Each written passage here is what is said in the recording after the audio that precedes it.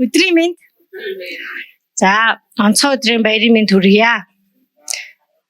Гэхдээ би юу бүгд хүсдэг вэ гэхээр бүсгүүчүүд болгон өдөр болгон онцгой байгаасай. Өдөр болгон хүн бүхний эрх хамгаалагддаг байгаасай гэж хүсдэг. Гэхдээ бидний нэр санснаар хүүхд баахын нэр цагсаар Мартин амины мэнд нийт сонсож байгаа дэлхийн өнцөг болгоны Бурхны хаанч дотор хамтдаа байгаа сүнсний ахын игч дүүс эмэгтэйчүүдтэй энд ирсэн бүх эмэгтэйчүүдтэй баярын мэндийг дахин хүргье. За би даан яваад ирсэн байгаа. Сайн яваад ирсэн. Тэгээд ирээ цагаан сараа тэмдэглэсэн, үргэлжлүүлээд ажилласан. Тэгээд би сайн ажиллаж байгаа. За бурхан ажилласаар байгаа. Бидний бурхан хинч мэдэхгүй байсанд ажилласаар л байдаг. Харин би бас үргэлжлүүлсээр л байдаг. Энэ зам бол яалчгүй тийм зам юм. Гэхдээ би бодсон бурхан ажилласаар л гэдэл байдаг. Бид мэдэрдэггүй хамтарч чаддгүй гэдгээр маш их бодож байгаа. Би үргэлжлүүлсээр байна гэдэг боловч бид яг үйлдэж чадж гинөө гэдэг дээр бас сүүлийн хэдэн өдрүүд маань ботсон байгаа. Мэдээж тэгэхээр та бүхэн бас бодоод үзээрэй. Бурхны үнэхээр зүр сэтгэл үнэн сүнсэндээ мэдэрч гинөө, өдөр болгон түүнтэй хамт алхаж чадж гинөө. Түүний завраар бид үйлдэж чадж гинөө гэдгээ бас бодоод үзээрэй гэж хэлмээр байна. За мэдээж эхний юм маань бурхантай алхах байсан. Бид зогсож болохгүй. Бидний эцгүүд, сүнсний эцгүүд урд зам гаргаж байгаа сүнсний эцгүүд маань угаасаа зогсошгүй байгаарэ гэд бүр хамгаалцсан. Тэгэхээр бид алхаж байгаа хэмжээнд яхааргүй зам яригдж байгаа. Хаанчлын зам бол маш хэцүү гэсэн. Тэр зам дээр биднийг алхаж яхад маш их сунгагдана гэсэн. Тэгээд бас анхаарал боломжтой байгаарэ гэсэн. Юуг анхаарах вэ гэхээр бид зөв зам дээрээ байна уу? Эсвэл замаасаа гажиж уу гэдгийг өдөр болгон өөртөө анхаарал тавьж байгаарэ гэсэн. Мөн өмнө алхаж байгаа сүнсний эсгүүдийнхаа тавьсан тэмдэглэгийг, сануулгыг сайн анхаарч байгаарэ гэсэн. Тэдэнтэйгээ нягт холбогдож байгаарэ гэсэн байна. Бид энэ зам дээр алхаж явахдаа өсөж байдаг. Өсөлтний ёсондоо ерөнхийдөө тодорхойлох юм бол өвдөлт юмаа гэсэн. Бид өвдөж өсдөг гэсэн. Тэгэхээр одоо заавал бурхан өвдгөөл тэгээд өсгөөд идэм үгүй. Энэ зам маань бурханы хаанчл гэдэг утгаараа хаанчл маань биднэрт маш тодорхой зааварчилгааг зааж өгсөн байдаг. Хаанчлын зам дээр алхаж байгаа, зөв зам дээр алхаж байгаа бол бид нэр өвднө. Өвдөлт бол нэг осны хаанчлын үр жимс юм аа гэсэн. Бид өвдөж байж даван тулж иж, дараагийн давааг даван тулж иж бид хаанчлын зөв зам дээрээ байнга алхаж анхаарал сэрэмжтэй тэгээд үр жимс сайтай алхаарай гэсэн. Энэ бол яхаарахгүй зарчим байгаа хаанчлын. Би бол тэгж хүлээж авсан. Тэгээд бурхан хэлсэн байдаг те. Бурханы хаанчл би ингэж ойлгосон. Бурханы хаанчл хүн болгонд өгдөггүй. Мэдээж бурханы авралт хүн болгонд ирдэг. Бид аврагддаг. Гэхдээ хаанчлал бол хүн болгонд ирдэггүй гэсэн.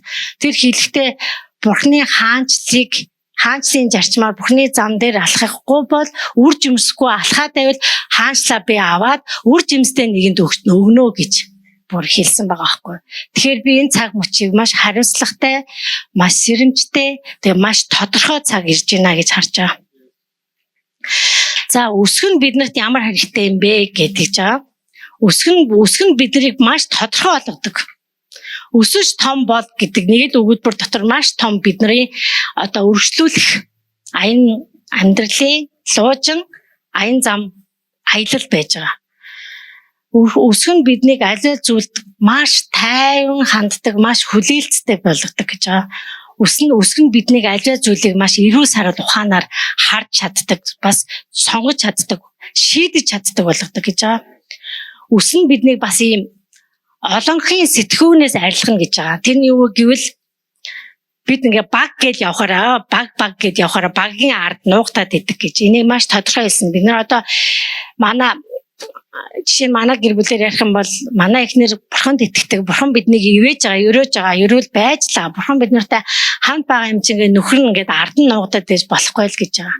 Найз нөхдүүд 2 нь 3 залбирчих юм чинь би ингээд эднэрийнхээ өрөөлөөр нэгүслээр бурхантай тэдний зутгаж байгаа ариун сүнсний зутгалд өрөөл одоо юу гэдэг нэгүслэр би болоод идэг гэж бодож болохгүй гэж байгаа.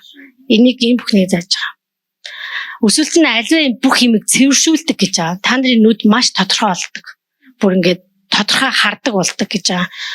Бас бид нарыг өсөж байгаагаа яаж мэдэх юм бэ гэвэл өсөлт бид нарыг байн өргөжлүүлэхийг дэмждэг гэж байгаа. Яг ингээд бүр цаашаа бүр ингээд урам зоригтой үргэлжлэх ёстой юм байдаг байна гэдэг эргэншлийг төрүүлдэг гэж байгаа. Тэгээд өсөж том болсон бид яадаг вэ гэвэл өдөр тутмын шалахгүй элдв бус юмыг гуйха болдог гэж байгаа. Ерөнхийдөө шийдвэр гаргах төвшин маш өндөр болдог гэсэн үг. Зөв сайныг биш зөвийг сонгодог сонголт маань үнэхээр тодорхой болдог гэсэн үг байна. Тийм болохоор бид өссөөр байх хэрэгтэй юм байна. Бурхан дотор өссөөр байх хэрэгтэй юм байна. За мэдээж өсөн биднийг бас хариуцлагатай нийгэм болгодог гэж байгаа. Нийгэмд гэр бүлдээ Бурхны өмнө найз нөхөд юрэн байгаа бүх хүрээлэлтэд хариуцлагатай болгодог гэж байна. За тэгээд мэдээж өсөхийн тулд яах юм бэ гэхээр бид боловсрох хэрэгтэй болж байгаа. Энэ дээр хаанчлалын боловсрол, сүнсний боловсрол ер нь бол Бурхан дотор өөрийгөө хөгжүүлэх тухай л ярьж байгаа. Бас юу өсөлт хаана явагддаг вэ гэвэл ерөөсөө Бурхан бит хоёрын дунд л явагддаг гэж байна. Хүн ганцаардаад Бурханыг түшээд Бурхантай алхаж л авал тэнд өсөлт байгаа гэж. Ямар нэгэн байдлаар өсөлт байгаа гэж байгаа. Өсгийг өснөө яаж мэдэх вэ гэвэл бид нэр дахин хантай тулдаг байна. Тэр ханыг яаж туулахаа, даван туулахаа яг тодорхой чиглэлээр өөрөө шийдвэр Бурхантай хамт даван туулдаг бол би өсөж гинэ л гэж байгаа. Дахиад хэсэг хугацаанд дахиад хан тулдаг байгаа. Энэ бол бидний амьдралын зам биднэрт бухарах зам байхгүй. Тийм болохоор бид хүссэн хүсээгүй өссөөр байна. Өссөөр байх болно. За өөрийгөө боловсруул гэдэг дээр надад нэг хит хитэн юуг авч авсан юу гэвэл өөрийгөө боловсруул гэдэг маань бид нар нийгэмд хамгийн эхлээд одоо өсвөр насны хүүхдүүд маань бидний бидний үр жимсүүд маань одоо хамгийн сайн боловсруулыг эзэмших ёстой болж байгаа. Тэгээд бид бол яах вэ гэвэл бас байнга шин зүйлд өөрийгөө сордог байх ёстой болж байгаа. Шин зүйлийг даван туулах чадамжаа суулгах болж байгаа. Мөн санхүүгийн боловсрол бол дээд түвшинд байх ёстой гэж байгаа. Ёс суртахууны боловсролтой байх ёстой мэдээж. Тэгээд сэтгэл хөдлөл дээр бүр шаналн захих ёстой гэж байгаа. Хэл хязгаарыг тогтоодог байх ёстой гэж байгаа. Ямар нэгэн ажлын байр, найз нөхөд, гэр бүл гэдэг бүх хэл хязгаарын шугамаа бүр хаана яаж тогтоохоо маш сайн мэддэг болох ёстой гэж байгаа. Тэгээд дээр нь хамгийн сүүлийн юм болохоор улс төрийн боловсралтай бай гэж байгаа. Улс төрийг би сонирхдаггүй. Гэхдээ улс төр биднийг сонирхол олно. Тийм болохоор бид нар ялангуяа нийгэмд гарч ажиллах үеуд байгаа штэ дараагийн эдгээр мар бүгдээрээ улс төрийн боловсралтай байх ёстой гэж бодож байгаа. За тэгээд сүүлийнх нь юу гэвэл маш их хичээж одоо өөртөө авчсан нэг юм юу гэвэл ажилдаа яв гэсэн юу байсан. Бид нар ажиллах ёстой.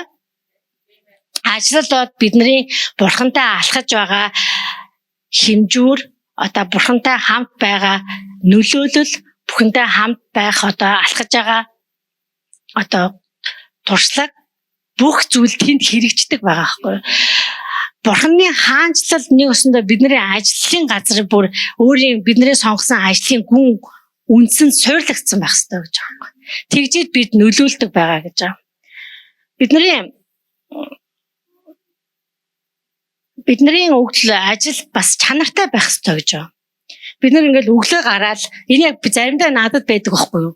Өглөө гараад очих ёстой шүү дээ тэр өрөөнд гэж бодоод очиод тэгэл нөгөө улс төрийн үйл ажиллагаа явуулдаг болохоор нийгэм 50 байл ерөөхдөө 50 тэгэл очиод суужаад за одоо орой боллоо харидаа гэд тийм өдрүүд бас байсан.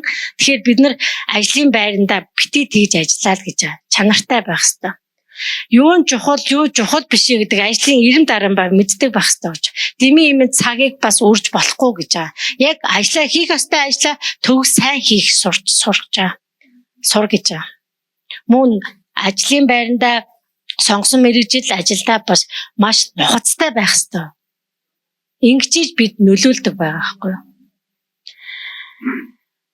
За тэгээд хаанчлалын ажлыг нийгэмд ажил дотроо гаргахад биднээс маш их хүч гарна гэж байгаа. Хүч чармалт гарна гэж байгаа. Энэ хүч чадал хаанаас ирдэг вэ гэдэг нь бид нэр бурхантай хамт алхаж агаар бас өсснөөр өөртөө боловсруулснаар ирдэг гэж. Энэ маш тодорхойгоор өөртөө ойлгомжтойгоор ойлгосноо бичснээр ярьж байгаа шүү манайхаа. Бурхан мэдээж өөрөө маш хөдөлмөрч. Тэр дэлхийг бүтээхдээ 6 өдөр тасралтгүй ажилласан, 7 дахь өдрөө амарсан тий. Тэгэхээр бурхан ялангуяа надад онцгойлон хэлж байгаа юу гэвэл энэ жил бүр хөдөлмөрч хүнийг бурхан өстэй онцгойлж байгаа гэж надад үнэхээр мэдрэгдэж байгаа. Бурхан үнэхээр хөдөлмөрч хүнийг шагнадаг. Дахин шагнадаг. Хаанчлалын хөвгүүд тогтоод энэ замыг сонгосон бид үнэхээр хөдөлмөрч байх зайлшгүй мөн чанартай юм байна гэдгийг ойлгосон байна. Тэгээд нэг юм нь юу гэвэл тасралтгүйгээр хитрхи их чөлөө завгүйгээр хитрхи их битээ ажиллаа гэж байгаа. Бурхан 6 хоног дэлхийг бүтээгээд 7 дахь өдрөө амарсан гэдэг маань биднийг амралттай байгаарай гэж. Ялангуяа төрийн бус байгууллага нийгмийн салбарт сайн дурын ажил хийж байгаа хувьд зөксөө зайгүй ажилдаг цаг нарыг мэдгүй шөнийн 3 цагт юмаа бичээ сууж лээдэг. Тэгэхээр бүх тийм байгаарай гэж. Энэ маань юу гэвэл дахиад бидний боловсролт байж байгаа. Суур хүн маань өөрөө хил хязгаараа хаана зурж сурсантай холбоотой болчихж байгаа байхгүй. Хийх юмаа цагт нь хий, хамгийн сайнаар хий. Яг энэ миний цаг энд ажиллах ёстой гэсэн бол бид хамгийн сайнаар хийгээд тэгээд амрах цагтаа амраад гэр бүл найз нөхөд бусад цагаа зөв зохицуулж сургаа гэж байгаа. За бид ажилласаар байгаа. Би одоо итгэж байгаа. Бүгд ажилласаар байгаа. За тэгээ хаанчлалын зам маань ингээд бас ингээд энэ бүхнийг ингээд харах юм бол надад юу ойлгож байна вэ гэхээр зүгээр алхаад байдаг зам ерөөсөө биш байгаа байхгүй. Зүгээр алхаад байна. Амен халелуя гэдээ алхаад байх зам бол ерөөсөө биш. Нэг өдөр жинхэнэ амен халелуя болсон байна. Юу гэхээр бурхан хаанчлаа аваад үрж жимстэй хүмүүст өгсөн байна гэдгийг бүр бичсэн байгаа шүү дээ тий.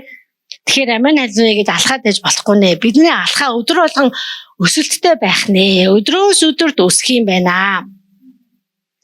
Тэгээ ажлын байранда хамгийн сайнаар ажиллах юм байна. За үргэлжлүүлэх юм байна. Үргэлжлүүлэх нь гэдэг нь юу вэ гэхээр өдөр болгон юмаа далсалгүй хийхийг хэлж байгаа гэж тодорхойлж байгаа байхгүй амар ойлгомжтой. Өдөр болгон бид хаанчлалын занд бурхантай алхаан дээр юу хийх ёстой? Яах ёстойгоо үнэхээр мэдж бурхантай хамтрахаа мэдчихэл байгаа бол өдөр болгон түүнийгээ тавцах нь би үргэлжлүүлж байгаа юм байна гэдгийг үйлдэх нь үргэлжлүүлж байгаа юм байна гэдгийг ойлгох хэрэгтэй. Тэгээс биш би үргэлжлүүлж байгаа шүү гээл өдөр тутмын сэлгэвцэл ингээд байвал энэ маань бас бидний зам арай биш болоод байна. Жохон гайцсан байна гэдгийг анхааруулж байгаа зүйл байна гэж ойлгосон. За тэгээ бидний алхаа мэдээж алхаа ямар байх вэ гэхээр үнэхээр гим зэвэнгүй байна. Тэгээ бас хаанчлалын бурхны тушаалын дагуу байна гэсэн. Бас дуулууртай байна гэсэн, бас даалгавартай байна гэсэн. Тэгээ бас бид нэр зовлонгийн хөндийгээр заримдаа явдаг гэсэн. Тэгээд бас зөвийн зам дээр байхгүйгаа мэддэг байх хэрэгтэй гэж байгаа. Тэгээ үнэхээр аливаа зүйлс бас зарим зүйлсийг сүнслэгээр байх хэрэгтэй. Гэхдээ энийг хэтрүүлж болохгүй гэсэн. Сүнслэг байх нь бүх юмыг сүнслэгээр харж болохгүй гэж байгаа. Бодтой яг амьдралтай бодтой байх гэсэн гэж байгаа. Тэгээд бас миний нэг яг өөр зүрхэндээ авсан энэ бүхний эцэст хэлэхэд нэг юм юу гэвэл бид ерөөсөө сүнсний эцгүүдийнхаа замаар үгээр л явах юм байна. Энэ бол үнэхээр бурхны өмнө хаанчлалын зам дээр байх дуулуурын нэг юм байна гэдгийг ингээ ойлгосон. За товчхон алцахад иймэрхүү байна. Тэгэхээр бид хамтдаа өссөөр байх юм байна, ажилласаар байх юм байна, өөртөө боловсруулсаар байх юм байна. Тэгээд өргөжлүүлсээр байх юм байна. Үйлдэлсээр л байх юм байна. Энэ жил ялангуяа биднийг үйлдэлж хөдөлмөрсөн хүн болгоныг дахин шагнана гэж хэлсэн. Надад тийм үнэхээр дамжуулж байна. Тэгэхээр бид хамтдаа алхаагаа өргөжлүүлсэх юм байх юм байна. За бүгдээрээ хамтдаа босоод Бурхнаа магтцгаая. Бурханд талархал залбирлыг өргөё. Хайр таваа энэ өдрийн төлөө танд талархаж байна. Үнэхээр та биднийг үнэхээр тодорхой болгож аваад баярлж байна аваа. Та бидний алхааг, замыг, өшөө өсөлтийг тантай хамт байх чухлыг мөн бид ажилдаа нийгэмдээ гараад үнэхээр үйлдэхийг хүртэл үнэхээр та нэг бүрчлэн деталь зааж өгч аваад үнэхээр тань талархаж байна аваа. Аваа та биднийг үргэлжлүүлэн үнэхээр алхуусаар байгаарай. Үргэлжлүүлэн хамтдаа үнэхээр хамтрагчаагийг тооцоо алхуусаар байгаарай. Таны үнэхээр үг хоосон буцахгүй гэд би үнэхээр энд итгэж байна. Хотын сүм үнэхээр нөлөөлөх болно гэж би энд тунхаглаж байна. Нийгэм хийгээд үндэстнүүдэд үнэхээр нөлөөлнө аваа. Аваа таны үг байгаа. Үнэхээр энэ Монгол үндэстэн сэргийх болно гэж. Үнэхээр би сэргийлтийн үндэс бид нар байх болно гэж би танд үнэхээр талархтайгаар үнэхээр энэ тунхаглаж байна аваа. Аваа та ажилласаар байгаа бид мэдэрч байна аваа. Харин бид үргэлжлүүлсээр байх болно. Бид үйлцээр байх болно гэж энэ тунхаглаж байна аваа. Аваа та үнэхээр уулан тодорхойгүй байгаа юм үнэхээр тодорхой болгооч. Үнэхээр та үнэхээр бидний өөрийн төлөвлөгөөд илчлээч. Үнэхээр та өөрийн хөнгүүд охтуудын нүдэндээ таны үнэхээр тантай зүг алхаж байгаа бүхэн та энэ жил үнэхээр та өөрийн эрдэнсийг нээгэж Монгол үндэсний төлөө, Монгол улсын төлөө, Монголын улс төр нийгмийн төлөө, эрүүл мэндийн салбарын цалбарын төлөө, боловсролын төлөө та үнэхээр өөрийн төлөвлөгөөгөө бидэнд нэг харуулаач. Аваа та өөрийн хөнгүүд охтуудыг бэлтгэж байгаа юм аваа. Бизнесийн салбар биднийх, санхүүгийн салбар биднийх, улс төрийн салбар, боловсрол, эрүүл мэндийн салбар биднийх байх болно гэж энэ тохиолж байна аваа. Аваа та үргэлжлүүлэн үнэхээр заач, сураач бидний үнэхээр хүчтэй аваад гэж энэ залбирч байна. Та бидний үнэхээр өөрийн ариун сүнсний гайхамшиг хэлийг та үнэхээр уган баялаг болгооч. Бидний хүнний бүрийн хэлийг үнэхээр та баяжуулж байгаа. Ариун сүнсээ та үнэхээр өөрийн хэлний гайхамшиг баялагийг нээгэж таны хэлээр залбирахад юмс өөрчлөгдөж таны хэлээр залбирахад үнэхээр Бурхны хүсэл бэлэгдэх хүртэл та үнэхээр энэ хэлний баялагийг та бидэнд нээгэр аваа. Хэлгүй бүхэн хэлтэй байх болов. Хүлгүй бүхэн үнэхээр хүлтэй байхад аваа. Хараагүй нэг нь харж, сонсоогүй нэг нь сонсох болно гэж энэ тухайд залбирч байна. Таны ядуу гахалтай ерөөдөр хотын сүмийг гэр бүл болгоны үнэхээр ерөөн залбирч байна. Өөр хүүхдүүд болгоны үнэхээр ерөөн залбирч байна. Та бидний үр жимсүүдийг дахин үр жимстэй болгоорой аваа. Та бидний залгамж хадааг үнэхээр та босгож ирээрэй аваа. Та бидний үнэхээр өөрийн замаар нарийн жимээр, сайн жимээр, бидний нарийн сайн жимээр та дагуулахыг үнэхээр заагаарай гэж танд залбирч байна аваа. Та бидний дагуулах болтугай. Та үнэхээр өдөрч болтугай. Зөвхөн та бидэнд байх болтугай аваа. Тэгээд бид үнэхээр таны үгээр, таны хүслээр бид үнэхээр үргэлжлүүлэх юм аа. Бид нийгэмдээ гарна. Бид Монгол улсын төлөө, үндэсний төлөө, төдийлөн үнэхээр олон үндэсний төлөө бид залбирагч, хамгаалагч үнэхээр хамтрагч байхыг хүсэж байна аваа.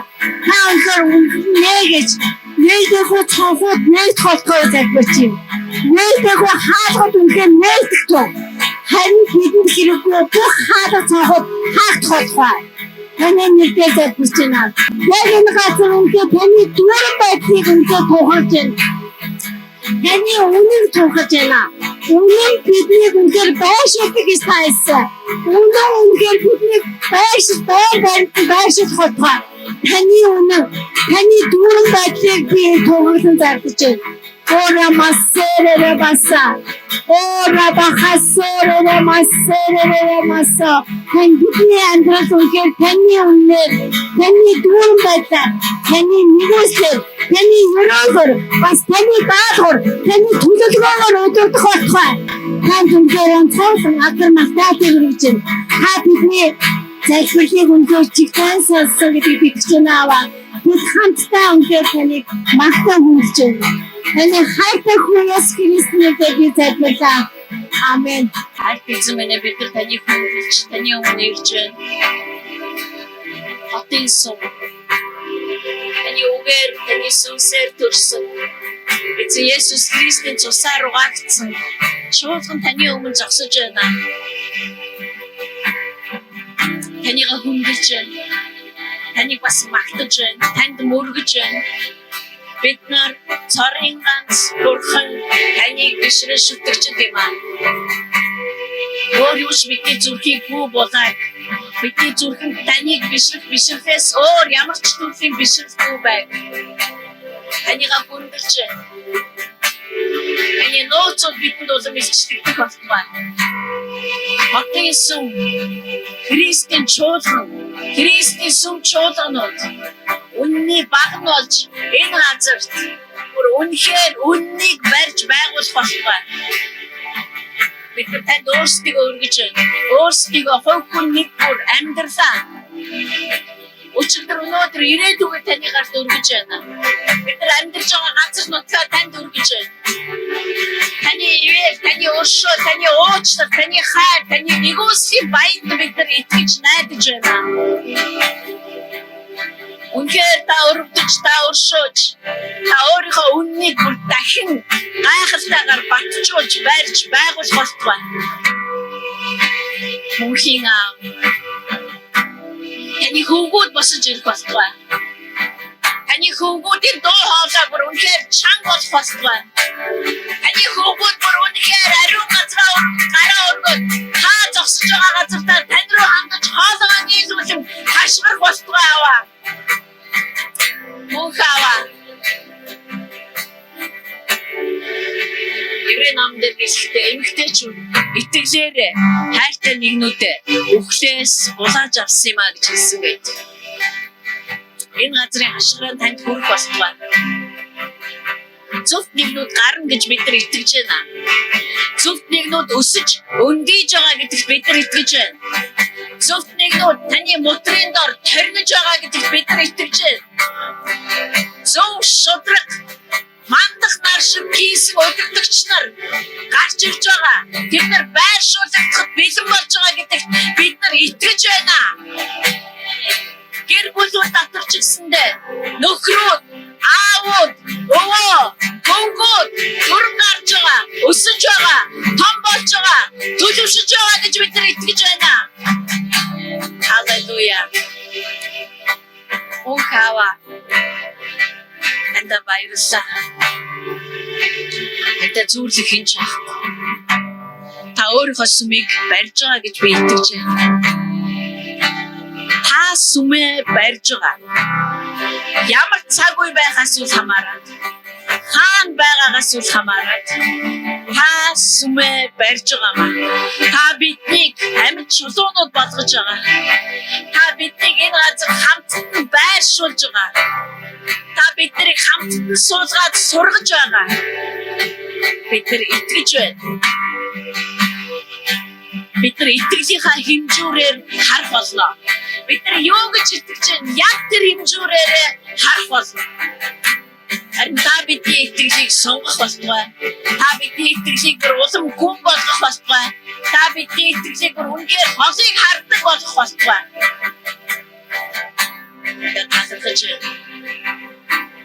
Бид зүрх сэтгэл дотор таныг магтах магтаал хизээч буй зовсон. Үргэлж таныг магтсан хүндэлсэн. Та явсан газраа танаас имээсэн. Таныг хүндэлсэн нэгнүүд байх болтугай. Монголд бидний тойрон байгаа үндэснүүдийн дотор Бурханаас имээгчд олших болтугай. Бурхангүй газарт Бурханаас имээгчд олших болтугай. Анда баярлалаа. Энэ үндэснийг бид таны гарт өргөж байна. Та түрүүс тааж явж байгаа. Цаашдаач тааж явах болно. Таны найдвартай моторт бид байгаадаа туйлын баяртай байна. Таны алган дээр амьдарч байгаадаа туйлын баяртай байна. Та бол бидний аюулгүй хамгаалалт. Та бол бидний амьд амьдралын баталгаа юм аа. Та бидний бүхийс Чигсүүлийн өдрүүдийг таасдаг. Та чигсүүлдэг. Та чигсүүлдэг аваа. Бид нар тантай хамтардаг гэсэн чи та чигсүүлдэг юм аа. Тэр та чигсүүлдэг бол тэр та бидний зүрхэнд хүрдгүй бол тэр та биднээ хардгүйсэн бол бидний бүх хичээл зүтгэл талын нэг болох байсан. Бидний хичээл зүтгэлийг үр дүнтэй байлгадаг, үр нөлөөтэй байлгадаг, үр ашигтай байлгадаг, үр жимстэй байлгадаг танд бүх автар байх болтугай. Таны өмнө мөргөж байна. Танд сүгдэж байна. Хатар бүх магтаалан танд байх болтугай гэж би хайрт эзэн Есүс Христийн нэрээр ярьж байна. Амен. Халелуя. Намын нэгдүгээр бүлэг. За та нар илчлэлт номоор хийсэн подкастыг сонссон байх. Тэгээд өөрөө ирэхгүй илчлэлт номыг нээсэн байхаа гэж итгэж байгаа. Тэгээд биднэрт одоо дөнгөж л эхэлж одоо орчуулган дөнгөж эхэлж байгаа тийм орчуулга бидэнд өгөгдсөн. Та нар зарим нь одоо аль хэзээ юу яасан бах, татаж авсан бах. Тэгээ энэ улам цаашаа ингэж одоо эрчтэй явагдана, улам сайжирна, улам одоо чанартай болно гэдэгт итгэлтэй байгаа. Тийм учраас эдгээр ажлуудад оролцож байгаа хүмүүсийн төлөө та нар маань бас үргэлж одоо залбираарай. Ердөөсөө ч амар ажил биш байгаа. Тэгээ маш олон зүйлийг даван туулж яадаг ч байсан энийг хийн гэсэн одоо тэр санаачлагыг зүрхэндээ өөрсөн учраас энэ ажиллагаануудыг хийж байгаа. Тэгээ зөвхөн энэ өрөөнд байгаа хүмүүс биш. Дэлхийд даяар байгаа монголчуудад үнэхээр маш их тос өгөх баха. Хүмүүс уншаад, хооронд нь харьцуулаад тэгээд илчлэлт номыг бүр үнэхээр хайрлан одоо эрхэмлэж, нандинаж уншиж эхлэх байх гэж би итгэж байгаа. Цорын ганц ном шүү дээ илчлэлт ном бол энэ номыг унших чинь ерөөлтэй гэж хэлдэг ганц цорын ганц ном байхгүй юу? Энэ номыг уншигч нь ерөөлтэй юу? Энэ номыг уншаад үйлддэг, ойлгоод үйлддэг нь ерөөлтэй юу? Өөр ямар ч ном ингэж эхлэегүй. Тэгэхээр энэ ямар одоо чухал ном болох нь одоо гарцаагүй харагдаж байгаа. Тэгэхээр илчлэлт номын 1-р бүлэг би сүмийн тухай ярих гэж одоо нэлээд дээрээс хойш бодсон байгаа. Хүмүүс сүмдээ явахаа болцсон цаг үед би хүмүүсийг жаал сүм рүү явахыг ятгая да гэж энэ санаа ерөөсө төрөөгүй. Хүн ер нь хизээч сүмийн үн төлөөсийг ойлгохгүй бол ирэхгүй л дээ. Сүм ямар үнээр баригдсан бэ гэдгийг Бачарал Сувда хоёрын үнээр ерөөсө биш шүү дээ. Битээр чинь тэр сүмийн нэг хэсэг нь аахгүй юу? Христ цусаараа хөдөлж авсан энэ сүмийг. Энэ сүм гэж одоо гачин сонин байгууламж энэ ертөнцид мэндэлсэн байхын тулд Христ заавал өөхөх хэрэгтэй байсан. Тийм л үнэтэй байхгүй юу? Тэм учраас бид нар одоо сүмийг өөрөөр харах цаг болсон. Нэрэл бид нар өсөж байгаа юм бол та өдөр ямар хэцүү үед амьдарч байгаа вэ? Энэ одоо идэж ууж өмс зүүхийн зовлон би ерөөсөө яриаггүй. Бид нар бол тийм зовлон мэдэхгүй байна. Би л мэдэхгүй байна.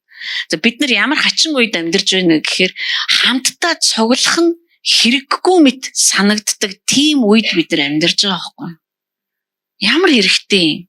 Би зөндөө явсан сүмд. Бүр сүмийг жигшсэн ийм үед та өдөр амьдарч байгаа. Одоо хамтын цугларалтыг жигшсэн гэж яриа. Одоо сүм гэж хэлгээ болий. Хамтын цугларалтаасаа залхацсан, хамтдаа цуглах нь утгагүй юм гэ бүр итгэцэн, хамтдаа цуглах нь ямар ч ашиггүй юм. Хамтдыгаа цугларалтаас шаналцсан, хамтын цугларалтаасаа шарх авцсан, хамтын цугларалтаасаа маш их өвдсөн тийм л эрен үед одоо бид нар амьдарч байгаа байхгүй. Тэгтэл бид нар хамтдаа цуглах дуртай. Тийм л учраас бид нар энд цугладаг. Хідүүлээ байх нь ерөөс хамаагүй. Хідүүлээ байх нь мэдээж хамаатай болох үе гарч ирэх баха. Тэгээ ямар ч байсан бид нар явсаар байхын тулд цугласаар л байх ёстой. Энэ л амар чухал. Багийн тойрны хувьд бол энэ л цугларалтыг сахин хамгаалахаар дуудагдсан хүмүүс. Түүнээс биш энэ цугларалтын дотор даргалаад амьтан хүнийг дарамтлаад хөөж туугаад ингэж явахын тулд бид тэрийг тавиагүй. Сах хамгаал хийх ёстой ажлаа хамгийн чанартай хий. Тэгээд үлдсэнийг нь бурхан өөрөө бүгдийг хийн. Ийм учраас бид нар сүмийг цөмөөрөө өөрсдийнхөө цуглаж байгаа шалтгаанаа, өөрсдийнхөө цугларалтынхаа үр нөлөө, үр ашиг, үр жимсийг илүү гүн харах гэж хичээе энэ өдрүүдэд. Хичээе. Ийм л учраас пасторуудыг пасторууд чинь сахиж байгаа учраас тэр сахиулыг нь л аваа хийжүүлэх болох гэдэг байгаа байхгүй юу? Тэр сахиулуудыг л сэтгэлээр унгаагаал, элдвээр хилээл, шударгаарч байна уу, шудраг бусаарч байна уу, тэднийг цөхрөөх нь аюу ашигтай дайсанд.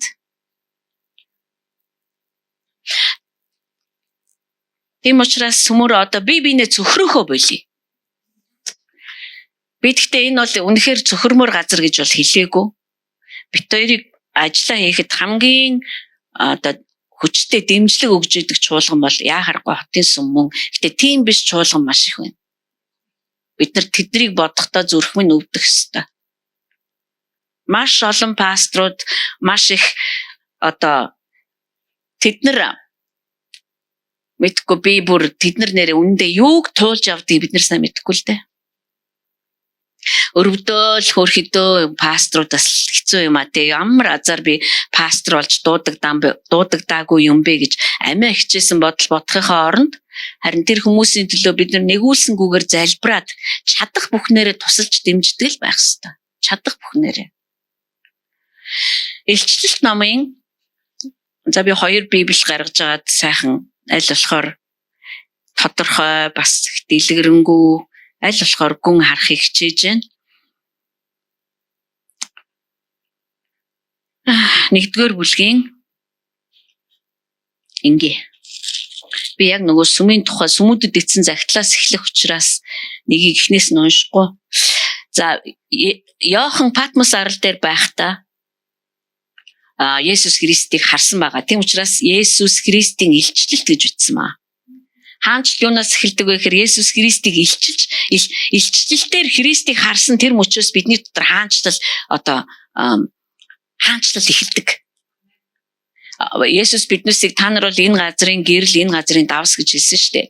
Тэгэхээр хаанчлал аль хэзээний бидний дотор байгаа. Хизээ нэгэн цаг чи гэрэл болно. Хизээ нэгэн цаг чи давс болно гээгүй. Би та нарыг гэрэл болгоно, би давс болгоно. Тэгэхээр хаанчлал бидний дотор байгаа. Хаана вэ гэж хайх хэрэггүй, таны дотор байгаа.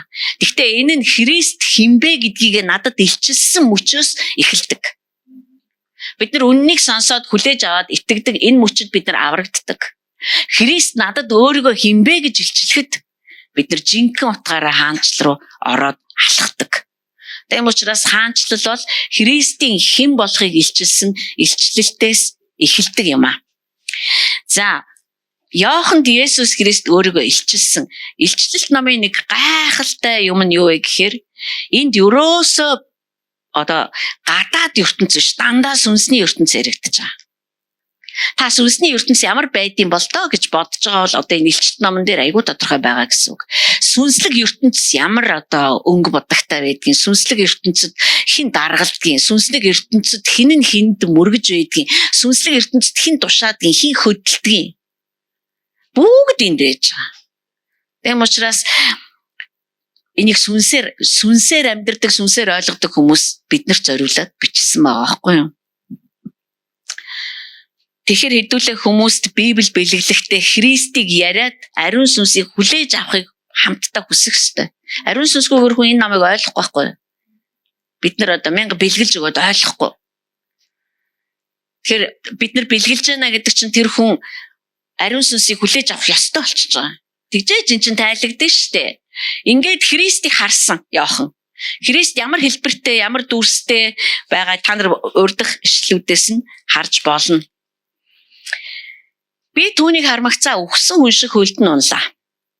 Тэр баруун мутраа над дээр тавьж би бүү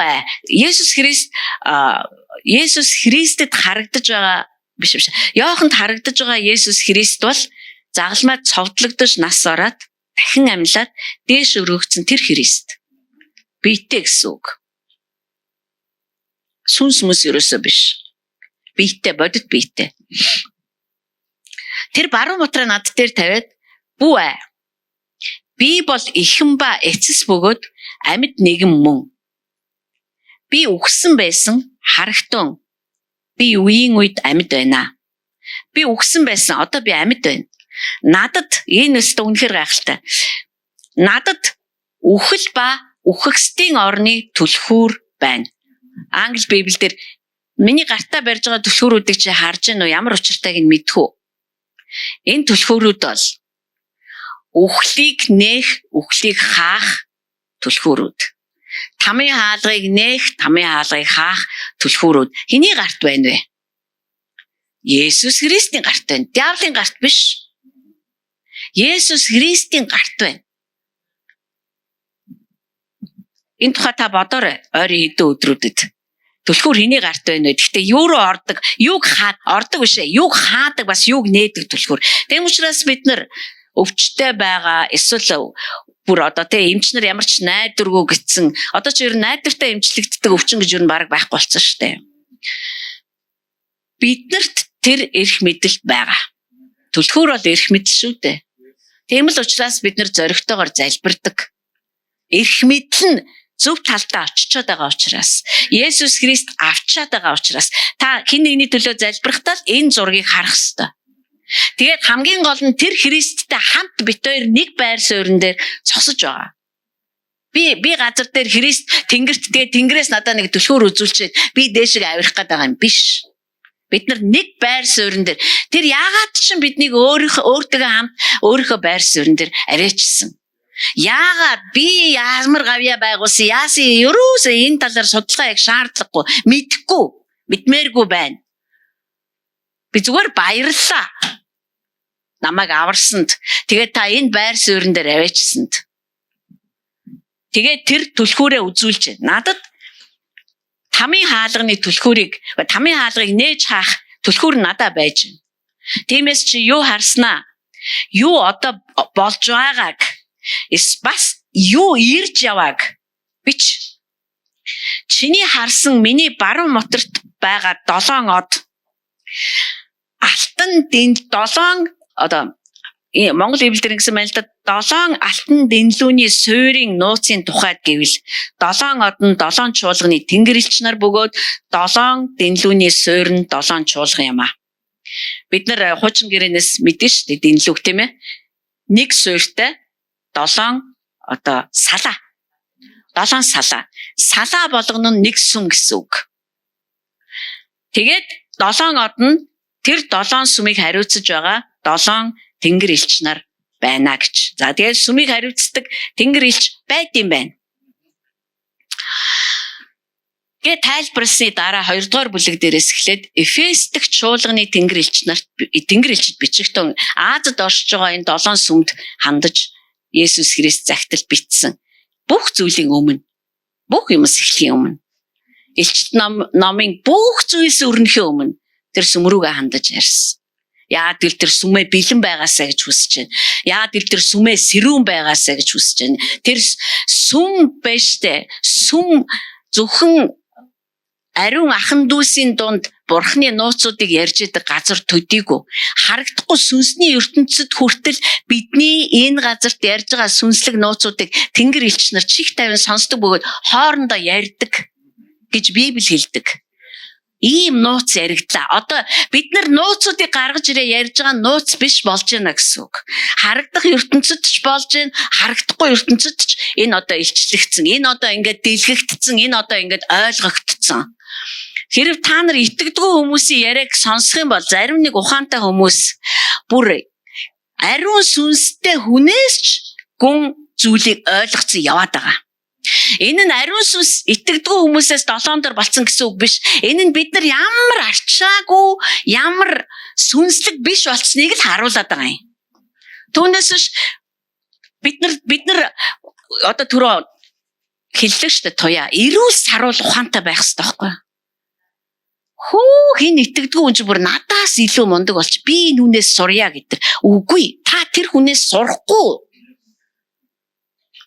Та бүр юу ч сурахгүй байна угаасаа. Тийм учраас танд өштэй ариун сүнсгүй хүн юм ярихад та зүгээр алмаарч байна. Зүйн бид нар ярихад тэд нар алмаарх ёстой үстэй. Тэгээд бид нар ямар сохтууд үгнэлт хийж байна. Би энэс сурья. Энэ хүнийг ер нь даагая. Пастра би сурахаар шийдлээ энэ хүнээс.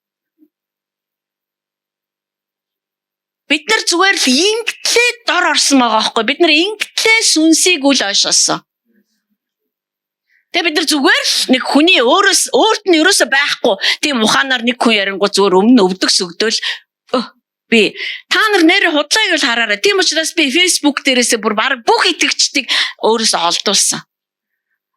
Зүгээр дургу учраас би зүгээр уйлдаг байхгүй тэдний бичсэн комментуудыг уншихтаа. Дандаа гүн ухаантнууд энэ ертөнцийн мундаг ухаантай эсвэл мундаг бизнесмэнүүдийг дагаж өдөр болгон тэдний ярьдаг үгийг нь өөрийнхөө Facebook дээр гаргаж тавьдаг. Бурхан өөрийг нь хараад юу гэж боддог вэ гэж ерөөсө бодохгүй байна. Библи хэлэхдээ би бол туйлын хартай гэж хэлсэн. Чи надаас өөр хэнийг ч хайрлаж болохгүй гэсэн. Яа гэвэл тэр биднийг хэнийг ч хайрладагаас илүү хайрладаг учраас. Тэгээ хайртайгаа баталж хүүгээ өгсөн учраас. Тийм учраас би ч гэсэн харддаг. Би өөрийгөө ч харддаг. Би хүмүүсийг ч харддаг. Үгүй. Бид нарыг бүр сурах, бид нарыг хэлбэржүүл, бид нарыг бүр амьд чулуу болгоё гэд бүр дотор минь бурхны сүнс амьдарч шít. Инээс илүү юу хэрэгтэй юм бидэнд? Би ухаантай хүмүүсийг хүндэлдэг. Би бүр үнэхээр тэр хүмүүстэй ярих дуртай. Гэхдээ энэ нь би мөргөж бишрээд өмнө өвдөг сүгдэн гэсэн үг биш. Би зүгээр өөрийгөө хараад уйлах хэвээр. Яагаад? Чамд мэрэгэн ухааны их ундраг байна штэ. Яагаад чи тэгвэл ингэтлээ мунхаг болцсныг одоо энэ хүнээс олж харж байгаа. Энд чи хэн буруутай? Учраас бид нэрээ эрүүл саруул ухаантай байх хэрэгтэй. Согтуу байж болохгүй маа. Согтоод хүн болгоныг дагаад эсвэл гоё ярьж байгаа, эсвэл сайхан ярьж байгаа, эсвэл мундаг хүмүүсийг дагаа яваад байж болохгүй. Тийм учраас Эфес дахь чуулганы тэнгэр элчид бичигтэн бид нар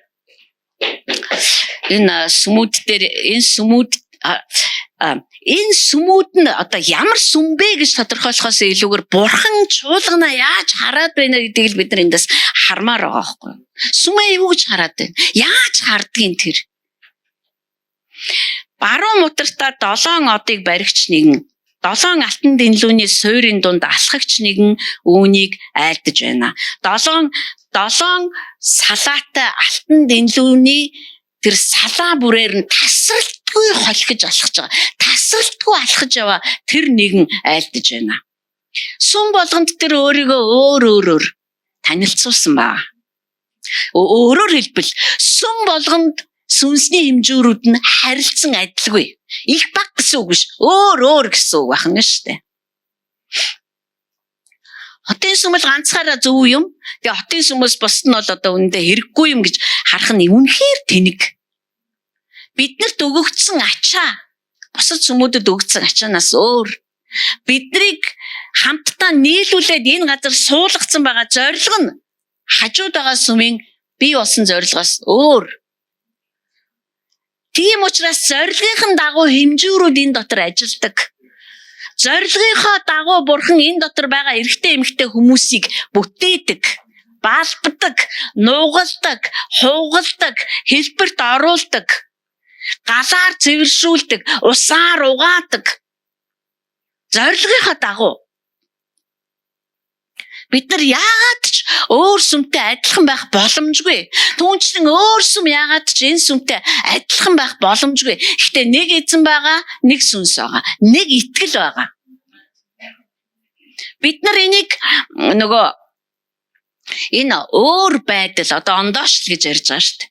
Энэ ондоочлыг бид нар бас л гүн харж чадахгүй байгаа учраас сүмүүдэд буруу нэрлээд ихсэн. Манайх бол илгээлтийн сүм юм. Манайх бол авралын зар төвтэй сүм юм. Манайх бол итгэрлийн сүм юм. Манайх бол итгэлийн сүм юм. Энэ ондоочлыг яриаггүй бүх сүм авралын зарын гол сүм байх ёстой. Бүх сүм дотор энэ манай сүм дотор ч гэсэн байгаа та нар бүгдээрээ эндээс гараад илгээгдэж байгаа шүү дээ. Мэдж байгаа шүү дээ тэрийг. Тодорхой хэсэг бүлэг хүмүүс рүү, тодорхой газар руу, гэрлүүгээ, хамаатан садан руугаа бид нар бүгдийн илгээлтийн хэмжүүр дотор амьдардаг. Биднийг онцгойлоогүй ерөөсөө. Тэгэхээр энэ нөгөө бид нар гүн харж чадахгүй байгаа учраас бодож яснаа ерөөс зүмөрөө яа. Энэ хотын сүм ерөөсөө юу болох юм байна? Одоо мэдхгүй юу ч болдгийг иш үзүүлээс юм болё. Бидний бүгдийн маань дотор иш үзүүлийн сүнстэй Христ амьдарч байгаа.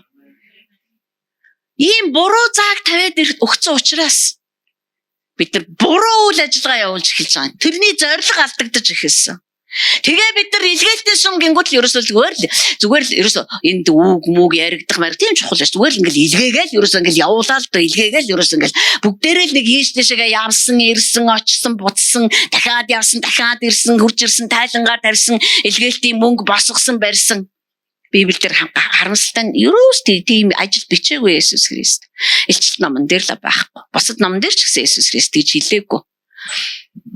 Тэгэхээр хэмжүүр өөр, зорилго өөр учраас. Зорилго өөр учраас зорилгынхаа дагуу бурхан хүмүүсийг цуглуулж дууддаг энэ сүм дотор. Хэмжүүр нь өөр, зорилго нь өөр. Би чиний ажил үйлс, нүр хөдөлмөр, төвчээрийг чинь олон муу хүмүүсийг тэсвэрлэж чадаагүйг болон өөрсдөө элчнэр апостолууд гэж нэрлдэг мөртлөө чухамдаа элчнэр биш хүмүүсийг шалгаж хуурамч дүр төрхтэй байсныг нь илчилсэнийг чинь мэднэ. Англи библиэлд би хардаг гэж байгаа. Зүмрэндээс харъя л та. Энд ингэж хэлсэн маа. Эфес дэх сүмд би чиний юу хийснийг харж байна. Чи тууштай, шаргуу, цуцалтгүй ажиллаж байгааг чинь би харж байна. Чи бууж өгөхөөс татгалцсныг чинь би харж байна. Чи ёрын мөг огтхонч тэсвэрлээгүйг чинь би мэднэ. Чи хоёр нүур гаргадаг өөрийгөө апостол гэж нэрлэдэг хүмүүсийг чи хизээч хүлээн зөвшөөрөөгүй би мэднэ. Би чиний тууштай байдлыг, шургуу байдлыг, чиний эр зоригийг, намайг гэсэн эр зоригийг чинь би мэднэ. Чи хизээч бууж өгөөгүй маа. Бурхан энийг бүгдийг мэднэ. Бурхан энэ сүмийн бүхий л одоо Бурхан бол амар шударга. Үнэхээр Бурханы шударга ёс яригдахад ёрын хүн ч гэсэн тэр шударга ёсыг нь хүлээн зөвшөөрнө. Тийм ээ. Та бол үнэхээр би бол бодохдоо бид нар түүний шүүлтийн өмнө очиод нэг их юм ярьж чадахгүй гэж боддог. Бид нар тийм тэнхэл байхгүй. Яахан зүгээр л оршихуй дотор нь үхэтхийн унсан шүү дээ.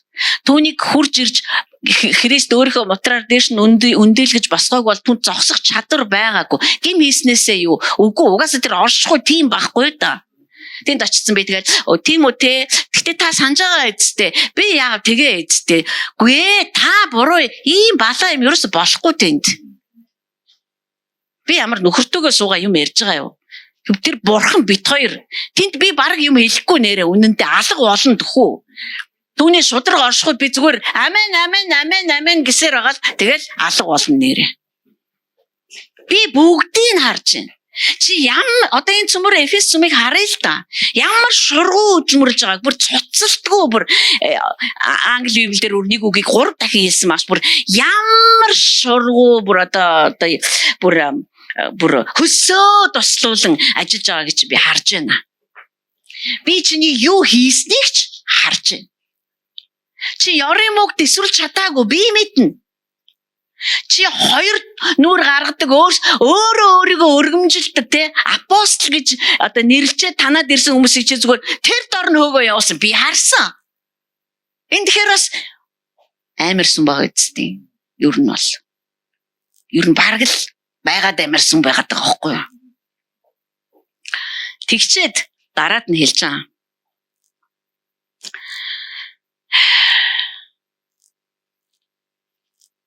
Энд чи хоёр. Тэгтээ чи анхны хайраасаа холоо явжээ. Яагаад? Яачаад байгаа юм чи? Англи библ үнээр амар гэж байгаа юм.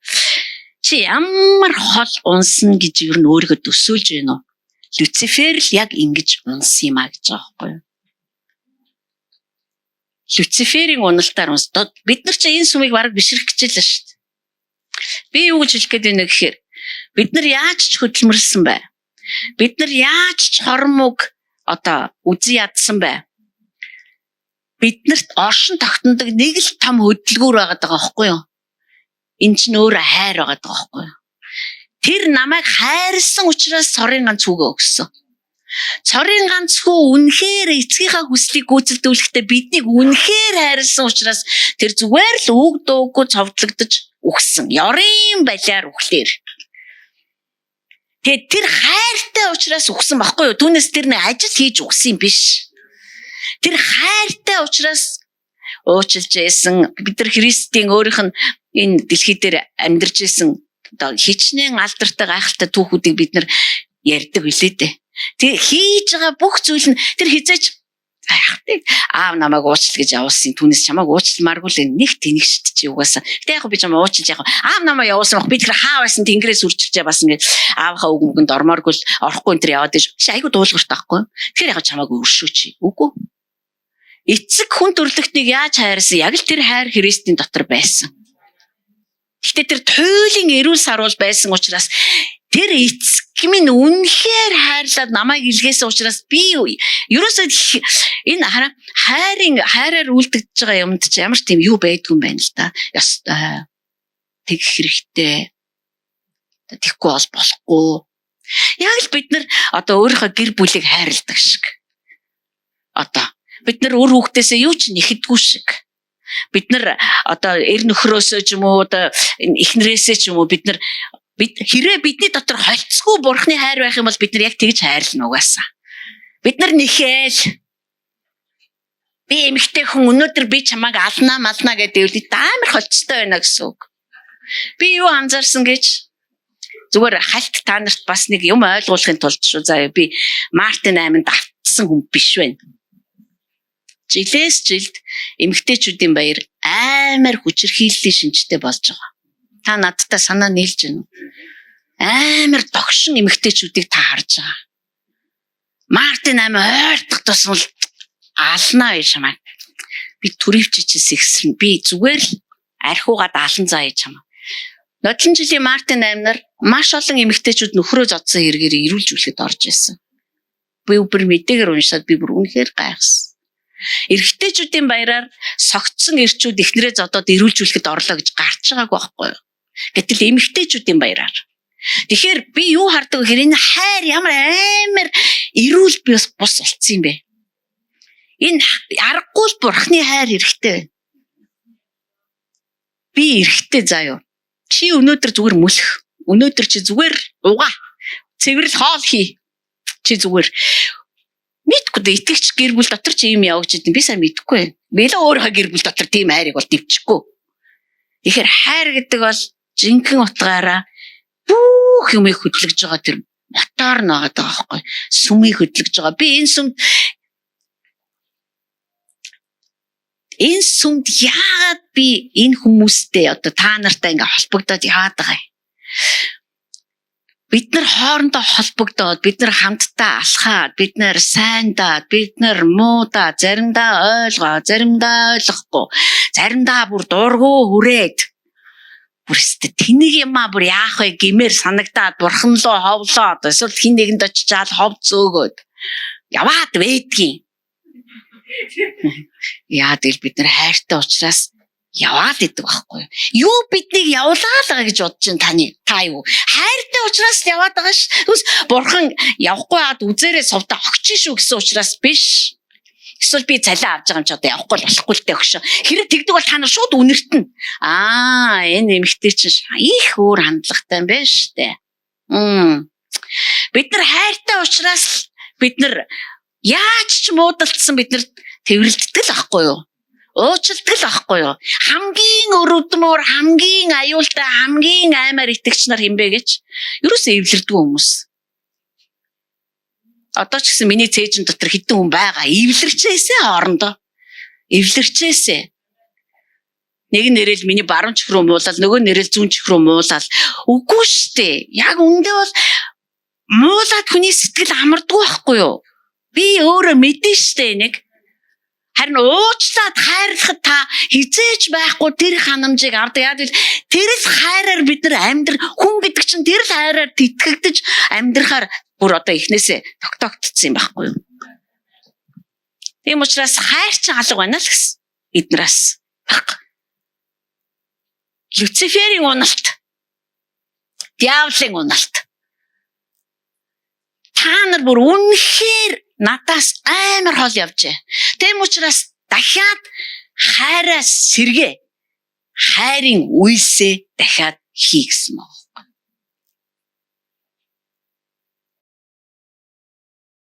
Одоо салж байгаа хүмүүсээс хамгийн их салалттай хүмүүс нь дандаа амар олон жил амьдарсан осууд байгаа. Солонгост бол бүр настай хүмүүс туйлын зэрлэг боломдоор бие биенээсээ салж байгаа. Бүр салахын түүс болж байгаа. Бид нар бие биенээс харахгүй байвал одоо ерөөсө болоо гэж бүр одоо тийм хямралынхаа төвшөнд очисон гэж аахгүй гэрлэлт. Одоо зүгээр ингээд төсөөлөд бодох юм бол яг л бид нар штэ Христэд итгэдэг хүмүүс явж исэн, нэгэн цагт хамт алхаж исэн, нэгэн цагт баярлаад гүйж явсан, уйлж исэн, залбирж исэн. Тэр л чуулганыхаа эсрэг яг л ингэж садгалдаг юм шиг. Хамт явж исэн хүмүүсийн тухай сонсч үрж их ангиналбар. Бид нар зүгээр л хайрын гүн дутагдалд орцсон бүр. Чөлөөтэй орж ирэх ёстой ч тэр хайрч уулнаас. Эм учраас энэ 7 сүмийн захидал бол сүмүүдэд бол амар анхааруулга өгч байгаа гэж би итгэдэг. Бид нар бурхантай хамт алхах. Тийм учраас бурхантай хамт алхаж ижил энэ сэргээгдэнэ. Бурхантай хамт алхаж ижил сэргээгдэнэ. Бид нар анх яагаад тэгж хайртай байсан юм? Яагаад гэвэл бид нар бараг модноосоо салаад унж байгаа навчнаас бурхны хайрыг бүр үнэртдэг байлаа ш, хардаг байлаа ш, бүр барьдаг байлаа ш бид нар. Тийм биш гэж юу? Бүр өстө сүмээс гарч ирэлгүй энэ хорвоо эрттэй болдог бол энэ асфальтан дээр гівж байгаад үнсмээр санагдaalгүй ерөөсөө зүгээр ус чинь бараг л над руу дуулаач байгаа юм шиг те ингээд модны мөчрүүд над руу алга ташаач байгаа юм шиг бүр яах вэ би яана би яавал би сүмээс холдохгүй юм пастрын сургаалцтай ямар гоё. Тэгэл хэсэг хугацааны дараа бид нар тэл гүлгийчдэг. Яг нэг тийм сонин бүр бүгд нэгэн гөлгөр байдалд ордог. Тэгэл хөөрхий тэр пастор нь тэгэл энд нөгөө гөлөөнүүдээ бас нэг аим оруулчих санаатай үзэд тардын шиг байгаа юм. Ариун сүнс намайг тэгж сургаагүй би үнэхээр талархдаг. Чи зүгээр дугаа ажиллаа хий. Ам оруулахаа би өөрөө хий.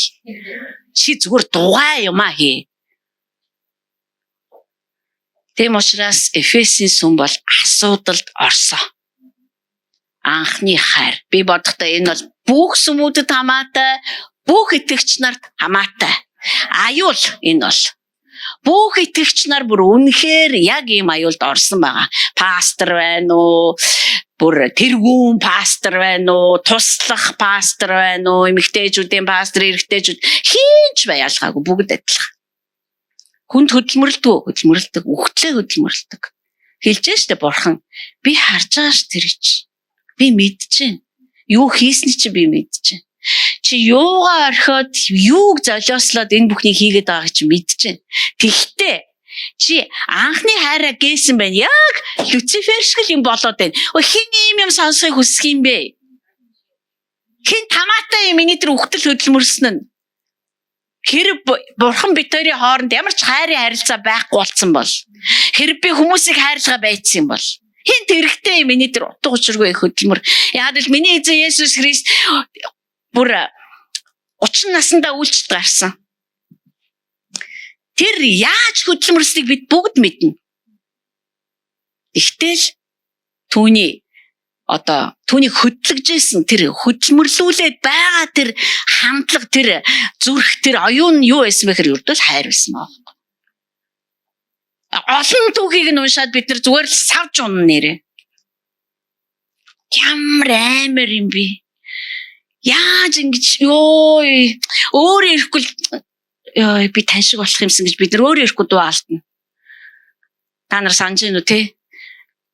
Нэг эмэгтэйг бүр албаар завхаар жахтан барьж авцирдаг шүү дээ. Тэгэл бүгдээрээ аста те чулууга барьц. Ямар ч тийм хайр майр байхгүй. Зүгээр л тэр эмэгтэйг багталтай яаж чулуудаж алах хэвээр. Хуйлал хэрэгч. Хуйлал дагна шүү дээ ер нь бол. Хайр майр хамаагүй. Тэгэхээр Есүс Христ тэднэрт үгэж хэлсэн. Хуйлаас илүү бурхан та нараас энэрэнгүй байдлыг, хайрыг, өршөөл, уучлалыг хардсан юм аа. Энэ бүгд чинь 11-ээс чинь өмнө явж явах хэвээр. Энэ бүхэн чинь өргөлөөс чинь өмнө явж явах хэвээр. Энэ чинь бүгд өмнө нь явж явах хэвээр. Залбирлыг чинь өмнө явж явах хэвээр. Би хайртай учраас. Би хайртай юм тэр хүнд. Яг миний дургуг амар хүргэсэн. Намайг өвтгсөн, намайг хаяа явсан. Хамаагүй тэгтээ би хайртай. Би тэр хүнийг амар байгаасаа гэж хүсэхгүй байна. Би тэр хүнийг бүр үнэхээр тэр хүнд ямар ч муу юм хүсэхгүй байна. Яагаад хайртай учраас бүх юмыг хайр ажилуулж явах хэрэгтэй. Гэтэл энд хайр нь алга болцсон. Хүн зүгээр л хар махаараа өөрийгөө л хүчээр зүтгээд байна шүү. Би тэгсэн ч гэсэн бурхан хэлээгүй энд. Чиний хийсэн бүхэн тэг. Хэвээ патч байхгүй гээгүй. Тэр бурхан чинь эргүүлэл хайраар хариулж байгаа байхгүй юу? Би чиний яаж хөдөлмөрлж байгааг харж байна. Чи яаж ёрын мөг твчгүй байгаа гэж харж байна. Би чамайг хоёр нүур гаргадаг хүмүүсийг яаж хөөгөө явуулсныг чи харж байна. Би бас чамайг яагаад энэ бүхнийг хайраар хийхээ болцсныг чинь харж байна.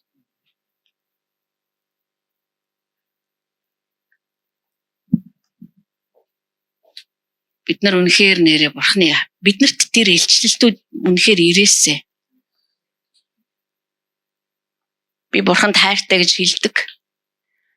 Гэхдээ хэлэх тоолонд бол яаж ч хэлээд, яаж ч чардаагаад, яаж ч биднэрт нөө хайртай хүндээ таалагдах гэж үнэхээр хичээдэг штэ. Бурханд ч гэсэн таалагдах гэж хичээж амьдрах ёстой. Бидний хичээл зүтгэлд байх ёстой. Гэтэ тэрөө та намайг таалсан юм чинь таалахгүйгээ хайчихвд гэж амьдрж болохгүй ш бид нар. Гэхдээ тех тоолондоо би боддог байхгүй. Хайртай гэж та хизээч хүнийг хайрласан хайраас би бол давж хайрлаж чадахгүй. Хизээч чадахгүй байхгүй бид нар. Тийм учраас энэ хайр үнэхээр чуулганыг хөдлөгдөг байх хэрэгтэй. Бид нар хайр байхгүй хүмүүсийг бие биенээ уучлал гэж ятгаад нэмэргүй шүү дээ. Өшөө бие биендээ сайн ханд чадахгүй байхгүй юу? Бид нар зүгээр л хайрлахад өөрсдөө энэ бидний зүрх рүү ариун сүнс хайраа хүрхрээ мэд цутгадаг гэж байгаа. Гоожулдаг гээгүй, туслуулдаг гээгүй, баг багаар хэмжээтэйгээр чиний зүрхэнд өгд юм аа. Өдөр 5 литр ч юм уу те. Гээгүй байхгүй юу? Бүх хүнд нэг л хэмжээгээр бүр хүрхрээ шиг цутгадаг гэсэн баа. Бүх хүнд штэ. Ганцхан бүх хүн тэрийг нь тэгж авахгүй л байна л да. Одоо бидний гамшиг бол тэр л байгаа байхгүй. Тэгэхээр та хоёрт тэр хайр чөлөөтэй нээлттэй байна. Одоо бид нар зүгээр л зүрхэндх альва хэлэлцүүлгээ зогсоод зүрхэндх альва тэр хайрыг орж ирэхэд садаа олж байгаа бүхий л хад чулуунуудыг хажууд дэшин зайлуул тавихад ариун сүнсэд өөрийгөө зүгээр тавьж өгөх ёстой. Яагаад гэвэл өсөлт бол ариун сүнсний хийдэг ажил. Бид нар зүгээр өөрийгөө тавьж өгөх ёстой. Сувда чи энэ хүнийг зүгээр уучил. Бити надтай олон юм яриад ээ. За тэгье би дахиж тантай энэ хүнийг уучлахгүй байхад ямар хэцүү байгаа талаар би тантай юу ч ярихгүй. Би танд өөрийгөө өгж гэн, би уучлж байна. Маргааш нь баслаа суудаа чи уучлсан хിവэрээ. Тийм ээ би уучлсан хിവэрээ. Гэхдээ хэрвээ бид нар ийм байдаг бол ариун сүнсэнд ямар цутгахад амархан бэ? Зүрхээ барайл дийш тийшгээ зүхтаагаалдаг. Үгүй би тэгтэл таас хийсэн юм мэдэхгүй байна. Та газар дээр амьдарч байхдаа ийм тулаг огс амар байна гэж зүрхээ барайл дийш тийшээ гүгээд байгаа учраас яаж цутгах юм дэр чинь.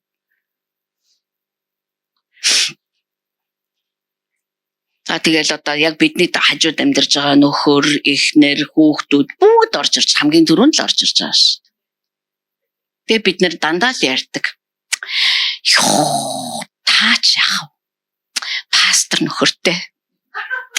Та намайг нэрээ яаж зов? Би пастор нөхөр ерөөс захиалаагүй.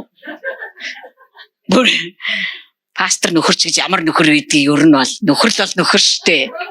Тийм биз дээ. Пастор нөхөрт ерөөс босод нөхрүүдээс илүү дутуу эвэр туура байхгүй. Яг л адилхан маргалдна би тэгтээ бүр үнэхээр энэ хүнийг хайрлах л өртөө гэдгээ үргэлж санаж авахыг хичээдэг. Энэ хүнтэй муудалцаа ашиггүй юм байли. Ямар ч ашиг. Надaalаа ямар ч ашиг гарахгүй хэлээ шүү манайхаа. Нэрээ шүү эмэгтэйчүүдээ, залуу эмэгтэйчүүдээ ашиг гардгүй юм байли. Зүгээр би өөрөө л өвдөөл хохирол тэгэл манай хүн чи яахад сайхан орхирол унтаад өгч бат. Би наан зүгээр унтаж байдаг шүү энэ бүрээс та. Тэгэхээр ашиггүй аваач.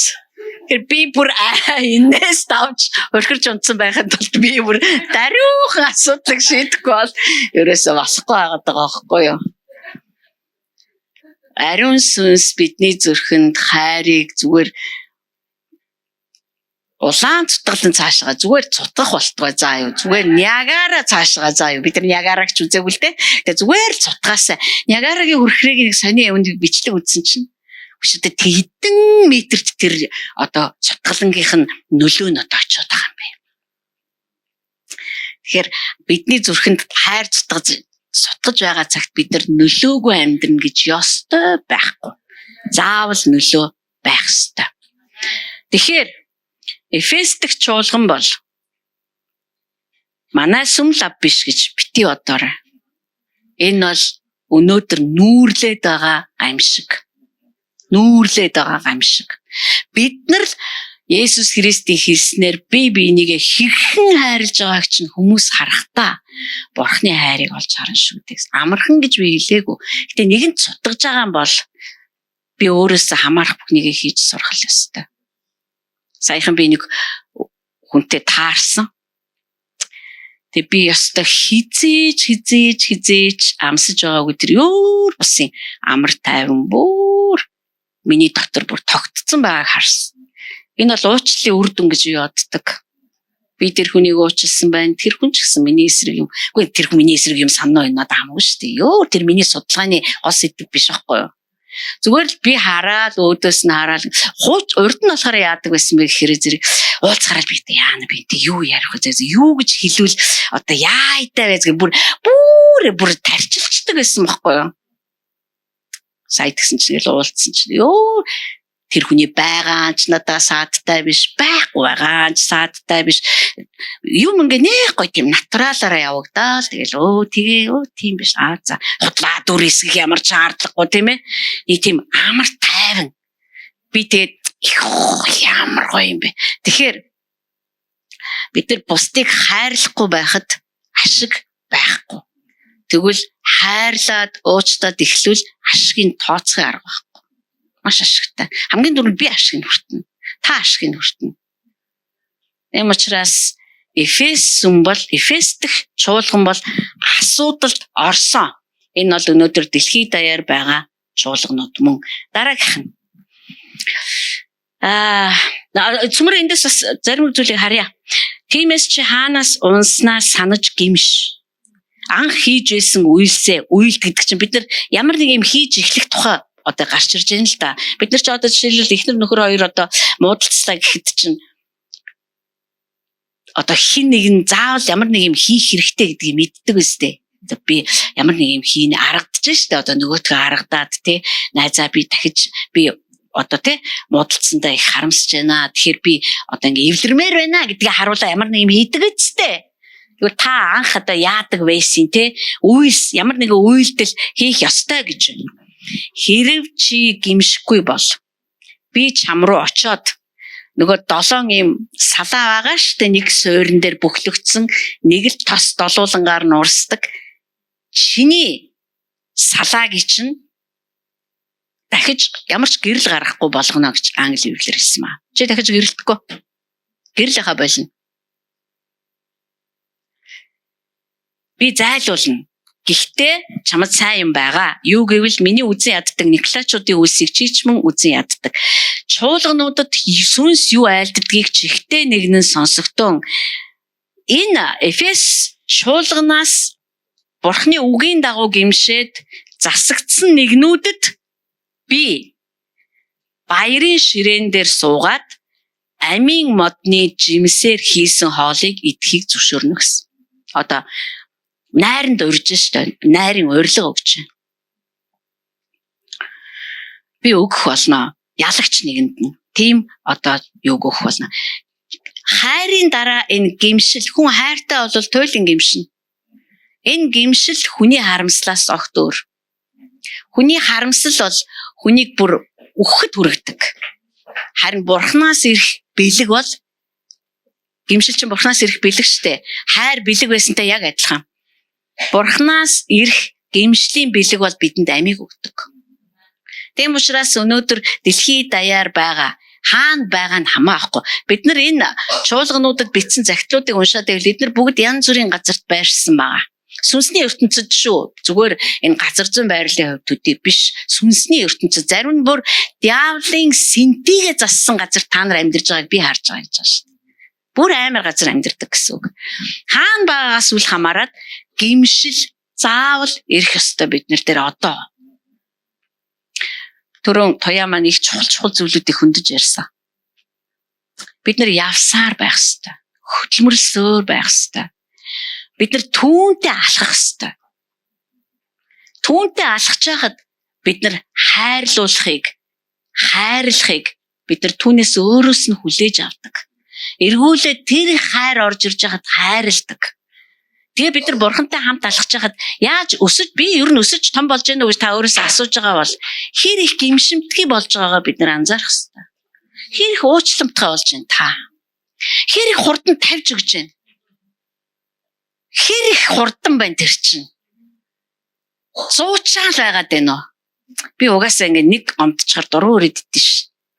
Гээд байна уу? Эсвэл бид нар хэрэг Паулийн амьдралыг харах юм бол айгүй сонирхолтой ш. Паул илгээлтэнд явж байхдаа Маркийг авч явдаг.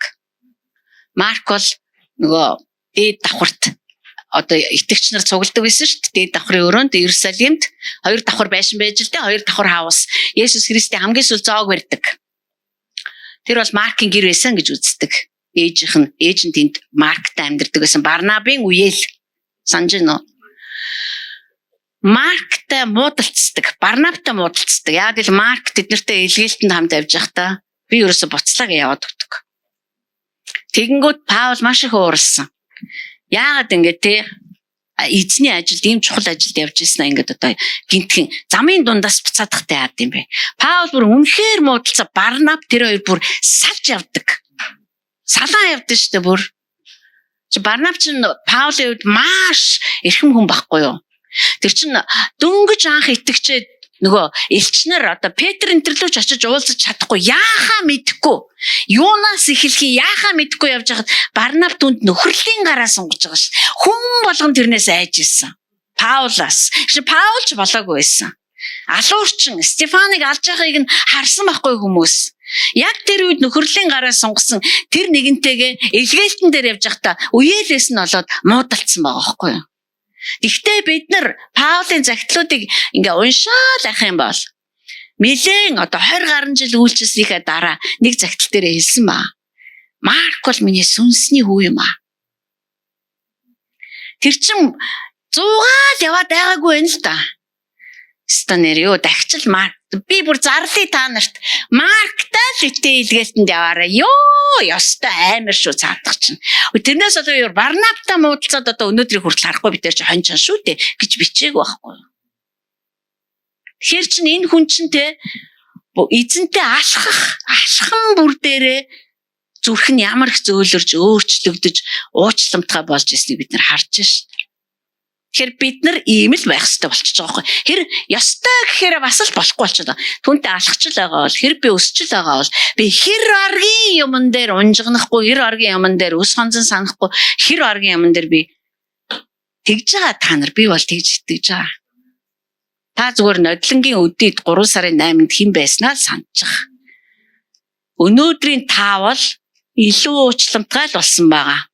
Өнөөдрийн та бол хэр аргийн үгийг зүгээр залгидгал болсон байгаа.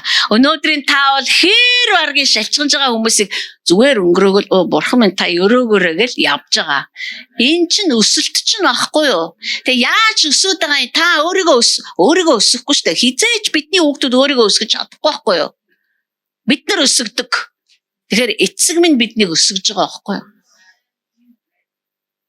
Тийм учраас бид нар өсөж, том болж, сүнслэг боловсралтай болж байна гэдэг чинь би хин тэгэнд гомдоод эзний өмнө суухад бурхан энийхөө хичээлээ сан. Юу лээ? Хэнийг ч байсан уучил. Онлын хувьд мэджээ. Одоо практик. Энэ чинь сүнслэг боловсрал шүү дээ. Хэрэг би сүнслэг боловсралыг хийхгүй юм бол зарчим болол үлдчихнэ. Тэгээ зарчим гэж нэрлэгдээд яваад байна. Тийм учраас бурхан биднүүсийг зүгээр зарчим ярьдаг хүмүүс болохгүй тулд онол үзлээ давай практик. Дадлах гар минийхөө. Дадлагын цаг. Дадлагтаан давтаа морил. Би чамд ястай янзын хүн бэлдсэн байгаа. Ястай нэг зүгээр чамайг бол зүгээр үнэндээ үүлий чи үзэж үсий чин зулгаан. Гэтэ зүгээр хэрээс шиг хитрсэн хэмжээгээр би чамаас орохгүй. Чи мөнхөд энэ хүнтэй зовхгүй. Би чи харин хайрлахыг сурна. Чи уучлахыг сурна. Чи миний хайрын хүч ямар байдгийг чи сурна. Тэгээд дараагийн онол руу бид нар орно. Ийм учраас өсөлт бидний сүнслэг боловсрал бүгдээрээ бурхантай хамт амьдарч байгаа бол заавал явагдана. Эфес сүмийнхэн сайн байсан. Бүх зүйлийг эхлэхдээ тэд нар бүгдийг хайраар хийж ирсэн. Харин яванда хийж байгаа үйлс нь үлдсэн хийлгэж байсан хайр нь алах болцсон.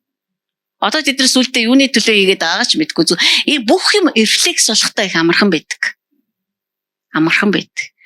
Би залуухан ээж байхдаа яадаг байсан бэ гэхээр бүх юм цэвэрхэн цэмцгэр 5 хүүхэд 5-аас ч 3 жоохон штэ.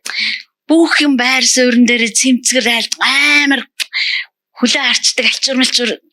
Тэгээ миний бүр баримтлагдаг зарчим ихэр ядуу байж болно хүн. Цэвэрхэн л ах хэвээр. Энэ миний зарчим байгаа юм. Би тэрийг бүр өглөөнөөс ахуулаад хүүхдүүдийг ядраад унтал тэрл зарчмыг биелүүлэх гэж гүйж явлаа шүү дээ. Сүүлдээ харсан чи би чи зүгээр нэг ууртай сэгсгэр авгаа. Ямар ч хайр байхгүй. Мэдээж хэрэг ингээл одоо намайг бачаргалч юм манай хүүхдүүд юм уу яг урдаанч тэд нар тгийгүү л дээ. Урдаа суулгаад ээж та ингэж юу бид нарт хайртай юу? Эсвэл танд одоо шалаа угаагаад биднийг ингээл та нар нэр гайхан дөө би нэр хүүхдүүдээ шороо болохлгонд нь усанд оруулдаг гэсэн гэр хороолд амьдэрч ийж шүү дээ. Тэгээ сүүлдээ хүн яг яагаад энийг хийгээд байгааг мэдхээчдэг байхгүй. Зүгээр рефлекс. Зүгээр л ингээл орж ирэл. Хүүхэд гадаа тоглолт гэр хороололт шүү дээ. Гадаа тоглож ороод ирэнгүүт хамаг хэр бүртгэн ингээл бүртгээс би наад самцый чинь ердөөсөө өчигдөр угаагаад гаргасан. Ерөөсөө одоо хайргүй юм гэдэг сүултээ нэг л иймэрхүү л маягийн нэг тийм одоо галзуу солиотой юм л болж хүрдэг байхгүй. Харин одоо бол надад одоо тэгэхээр би чинь эзэнтэй алхаж явна шүү дээ. Одоо бол надад юу чухал вэ гэхээр энэ л хайрыг гээхгүй байх нь чухал болчиход байгаа байхгүй. Тэр хэр болж гэнэ үү? Одоо мэдээж том 20 гарцсан 30 гарцсан хүүхдүүд хэртэн ч гэж юу ах вэ? Хэрцэн ч яах вэ дээ ерөөс. Одоо бол хайрлах. Одоо тий арай өөр юм чухал болчихж байгаа байхгүй. За цаашаа. Яаж иж байгаа л энэ хайрлал орж ирчээд байгаа юм аа. Хоёр дахь Смирна дахь чуулганы тэнгэрлэгчд бичгдэн. Бид нар энэ загтлуудыг бичиж байгаа энэ загваруудыг хараад байх юм бол Бурхан тухайн сүм бүрт бэлдсэн онцгой шагналууд байна. Бас сүм яаж дампуурж яаж гажсан бай тэн дотор заавал хэдэн хүн байгаад байгаа байхгүй юу? Хэрэг бид нар загтлуулганы унших юм бол тэгээ Бурхан тэр хүмүүсийг юу гэж нэрлэдэг вэ гэхээр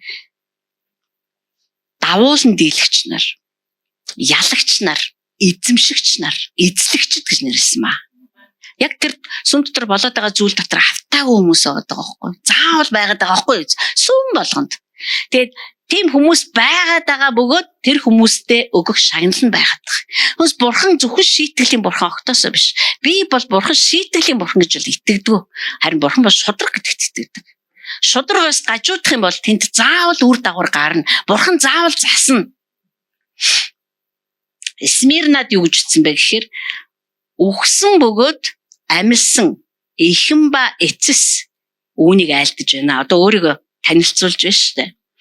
Би чиний зовлон шаналл, ядуу байдлыг болон өөрсдийгөө евдээчүүд хэмээгчдэр доромжлогддгийг чинь мэднэ. Харин тэд евдээчүүд биш бөгөөд сатаны синагог юм а. Энэ сүм бол бүр үнэхээр маш тийм хүнд нөхцөл байдалд байдаг сүм байгаа байхгүй юу? Чи үнэхээр их зовлон дунд амьдрдгийг би мэднэ. Бас үгээгүй ядууг чинь би мэднэ. Бас чи ямар баян бэ гэдгийг чинь би мэднэ гэж байгаа шүү. Бид нар бүгдээр одоо өнөөдөр Христийн бие дотор одоо Монголд ч байгаа Христийн бие дотор айгүй сонио хөдөлгөөн үүссэн ба. Тэр та нар анзаарж байгаа бол тэд нар бүр Монголд үнэхээр үйлчлээд бүр ядраад цөхрөөд одоо тийм маш олон үйлчлэгч нар гадагшаа гарч байгаа. За мэдээж тэгэл Бурхан дуудсан уу тэр мөрөн тэр хүмүүсийн Бурханы хоорондынх нь л ажиллагаа ах би мэдэхгүй байна хэлж. Намайг л хаашаа ч явгээгүй. Бидний хаана амьдарч байгааг Бурхан мэддэг юм аа. Бид нар амьдарч байгаа газраас сольж болохгүй. Би энэнд итгэдэг. Намайг хаана л төрүүлсэн. Намайг хаана дуудсан. Чинзаа намлж байхад надад нэг маш чухал юм орж ирсэн. Юу байсан бэ гэхээр Бурханаас дуудсан дуудлагч нь өөрөө гүйцэлдэх хүчтэйгээ цуг орж ирдэг байхгүй юу? Бид нар тэр намайг дуудсан гэж итгэж байгаа бол дуудлага нь гүйцэлдэн гэдэгт итгэх ёстой. Намайг дуудахтаа л хүчийг нөхцөн байхгүй юу? Тэр дуудлагыг гүйцэлдэх. Тэр дуудлага заавал гүйцэлдэнэ гэсэн үг над дээр. Тэгвэл би амар хүнд хэцүү улс оронд амьдарч гин үү? Бүр шудраг бус байдал нүүрлсэн байна уу? Бүр дампуурсан санхүүтэй газарт би амьдарч гин үү? Миний амьдралын нөхцөл байдал ямар юм? Би тэнд байх ёстой л гэсэн. Бурханд ерөөсөө ёо сутам би яах вэ? Би чамайг ингэж хэлбэржүүлмээр хаа. Хоёлаа явъя дөхөө, хоёлаа явъя. Хоёлаа ерөөсөө юу яа? Амар гоё газар очие. Эсвэл наадхаас арай дээр газар. Бурхан ямар ч нөхцөл байдлаас зугдахгүй. Тэр угаасаа зугддаггүй. Тэр биднийг бас битгий зугддаг байгаасаа гэж хүсдэг. Чи зүгээр хаана би чамайг дуудсан? Яг хаана зогсож байхад чинь, хаана мүлгэж байхад чинь, эсвэл хаана унтсан байх чинь, хаана үхэх гэж байхад чинь би чамайг дуудсан. Яг тэр газар чинь би чамайг янзлана. Мэдээж Йосеф ах нар нь аав нь түнд мөргөж байгааг 2 удаа зүүдэр харсан. Тэгээ Йосеф хэлсэн. Ах нар нь болохоор Йосефийн зүүдэнд дургуун өрсөн. Нэгдүгээр тэрэ бид нар анхааралтай унших юм бол. Нэгдүгээр зүүдэнд нь дургуун өрсөн. Хоёрдугаар хэлж байгаагийн сонсоод дургуун өрсөн. Тэр нэг өөрөөр л ярьж л дээ. Хүний чинь нэг ярьдаг юу бэ штэ тий одоо илэрхийлж байгаа юм бэ штэ тий. Тэрэнд нь дургуцаа тэд нар бүр алхаар шийдээд түүнийг нөхөр авчиж хайсан. Йосеф өөрийнхөө дураар тэр нөхрөө унсан уу? Үгүй. Өөрийнхөө дураар тэр Египтэд очсон уу? Үгүй. Тэгтээ тэр бүгдийг хүлээн зөвшөөрсөн. Энийг л хэлээд байгаа байхгүй юу? Одоо байгаа газараа тэр чамайг янзлах бүрэн чадамжтай байхгүй юу? Тэгтээ тэр одоо Ах нар нь түүнийг нөхрөө аваачиж хийсэн Мосеч гэсэн ялгаагүй 40 жил хааны ордонд одоо өслөө штэ. Тэгэл одоо ингээл хамгал боловсролыг эзэмшлээ одоо мэдгүй. Бүх юм нь үнэхээр гоё байлаа гэсэн чинь тэгэл хүн алчдаг гинэ. Тэгээд тэр чинь харахгүй ихэн цутаачж байгаа байхгүй юу? Тэр энэ бүхэн тэр хүний хүссээд байгаа зүйл нь байгаагүй. Дандаа эсрэг зүйл нь байсан. Гэхдээ тэр хүлээн зөвшөөрсөн. Өөрөөр хэлбэл би таны гарт. Та намайг хаана аваачмаар байна? Үссэн газар байлга. Тэр газар нь сатаны синти байрлаж байна уу? Тэр газар нь Смирна дахь сүм шиг туйлын энэ Смирнагийн сүм бол маш их зовлон үзчихсэн байгаад байгаа байхгүй харах юм бол хавчлаг маш одоо өрнжсэн тийм үе шүү дээ. Дээрээс нь үгээгүй ядуу байсан гэж байгаа. Гэхдээ тэд нэр сүнслэг баялагийг хураацсан байсан учраас бурхан дараагийнх нь өгүүлбэр дээр юу гэж хэлсэн бэ гэхээр би чиний баялагийг чинь харж байна гэсэн. Бурхан ингэж хардаг байна манайхаа. Бид нар өнөөдөр сүм чуулганыг бурхан яаж харж байгаагаар харахад одоо хараагаа тохируулах гээд байна шүү дээ. Чи туйлын ядуу байгаа гэж юм яа. Өөрөөр хэлбэл харахад чи ядуу байна. Би харж байна. Мэдээж тэр харна шүү дээ. Гэтэ чи ямар баян болохыг чинь би харж байна. Харин өөр хүмүүс харсан уу? Хараагүй. Бид нар яг л ингэж сүмүүдэд хардаг байхгүй юу? Өөрхий гэр хороолсон. Тэднийх чинь Чингис хаан зочлуудад хийдэж шүү дээ. Тэднийх бүр сая бүр байр худалдаад авцсан шүү дээ. Одоо бид нар яг ингэж хардаг нүдний тухай удахгүй эндээс уншина угаасаа. Бурхантай хараагаа тохируулах хэрэгтэй байхгүй бид нар. Сүмийг нь ойлгоё гэж хүсэж байгаа бол хараагаа бид нар тохируулах хэрэгтэй. Бурханы харж байгаагаар харах юмсан гэж хүсэх хэрэгтэй. Бурхан энэ сүмийг харж байгаа юу харж байгаа? Энэ сүмийн туусан замын бартааг тэр мэдж байгаа юм мэдж байгаа. Тэр тодорхой бартаад замуудаар албаар бүр явахыг зөвшөөрсөн. Бид нар тэрийг хүлээж авсан уу? Авсан. Бид нар тэр бурхан минь бүх юмыг та авч явж байгаа гэдэгт бид нар итгэж байна. Бид нар явсан. Бид нар одоо өнөөдрийн хүртэл бид нар одоо байргүй байх нь ямар төвхтэй, яршигтай, ядаргаатай, зовлонтой байгааг бид нар тулаад явж байна. Гэхдээ зүгээр энэ бидний юунд ч нөлөөлөх ёсгүй. Энэ бидний өсөлтөнд нөлөөлөх ёсгүй. Энэ бидний хамтны цугларалтанд нөлөөлөх ёсгүй. Энэ бидний бие биенээ хайрлах харин тэр тусмаа нөлөөлөх ёсгүй. Энэ бидний магтаалын чанарт нөлөөлөх ёсгүй. Энэ бидний номлолын чанарт нөлөөлөх ёсгүй. Энэ дарин сүнсний хийж байгаа бүх ажил энэ Twitch нөлөөлөх ёсгүй. Тэртээ тэргүй байртай ч вэ, байргүй ч вэ, бид нар цугларах болно, бид нар ярих болно, бид нар иш үзүүлэх болно, бид нар барьж байгуулагдах болно. Яа тэгвэл сүм бол Тимотед Паулын бичсэнчлэн үнний баг юм аа, суурь юм аа гэж бас энэ нийгэм дотор бурхан үннээ барих гэдэг байна. Баг нь сүм байгаад байгаа байхгүй, суурь нь сүм байгаад байгаа байхгүй. Тэгэхээр биднэрт өнөөдөр одоо яг ийм харагдаж байгаа байраас илүү ийм чухал зүйлсүүд сүнсний ертөнцид хийгдэж байгаа шүү дээ гэдэг энэ хараа давхар явах хэрэгтэй. Гэхдээ мэдээж тэр хамтдаа цугласан байхын тулд одоо нэг тийм ийм дөрвөн хамтаа юм хэрэгтэй шүү дээ бид нарт. Энийг бид нар тоохгүй явж болохгүй шүү дээ. Хаанч цугласан ямар хамт. Аль цөмөрөө ерөөсөн манай гэрийг хатаа цуглая. Ингээд диж болохгүй шүү дээ бид нар. Тийм биз дээ. Согтуу хүмүүс шиг. Тэгэхээр бид нар энэ хоёр харагдахгүй байгаа энэ хоёр ертөнцийг бид нар энд аль алинд нь сайн амьдарч сурах хэрэгтэй болчиход байгаа байхгүй. Сайн амьдарч сурах хэрэгтэй бид нар. Одоо бид нарыг 3 сарын сүүлээр мөн үү? Байр офисээс сулал гэсэн. Офис дээр очдгоо хүмүүст бол миний энэ үг бол нэг тийм сүртэй сонсогдохгүй. Харин тэнд банк бэлтгэлээ хийж яадаг, тэнд цуглаж яадаг, тэнд одоо ямар нэгэн үйл ажиллагаагаа хийж идэг одоо өсвөрийнхэн байна, манай магтаалынхан байна. Энэ хүмүүсийн хувьд л эн чинь бүр хоолойд нь тулцсан зүйл. Харин хамтдаа санаа тавьбал яасан. Би ямар тэр оос мөсөн байх штэ. Муу хоёр заяр л мэддэм байгаа штэ. Баянгал оос мөсөн сууж дивэлээ. Гүй тэр офис байвал бас нэг тодорхой ахиц дэвшил гарах гэдэг байгаа байхгүй юу? Тэгээд бид нар 3 сарын сүүлээр нүүх гэж байна. Одоо ирээд нүүлэх хэрэгтэй байна тэр байрыг. Юм момент зөөх хэрэгтэй байна. Бид нар ч одоо бас ядж явах та аюу хөрөнгөтэй болцсон юм билээ. Ганцхан үг хоёрын санаа зовоол үсэн зулгаагаал да яах вэ их вэ гэдэж болохгүй ш. Та бидний бүгдийн алхаанд Яг л энэ оролцоо өнөөдөр маш чухал хэрэгтэй байна. За, Смирна яасан гинэ цаашаа. Чи ямар баян болохыг чинь би харж байна. Тэгээд чиний дотор өөрсдөө маш сайн евдээчүүд, маш сайн еврей гэж нэрлэдэг боловч яг үнэндээ сатаны харьяалалтай хүмүүс амьдрдгийг би мэднэ гэж байна.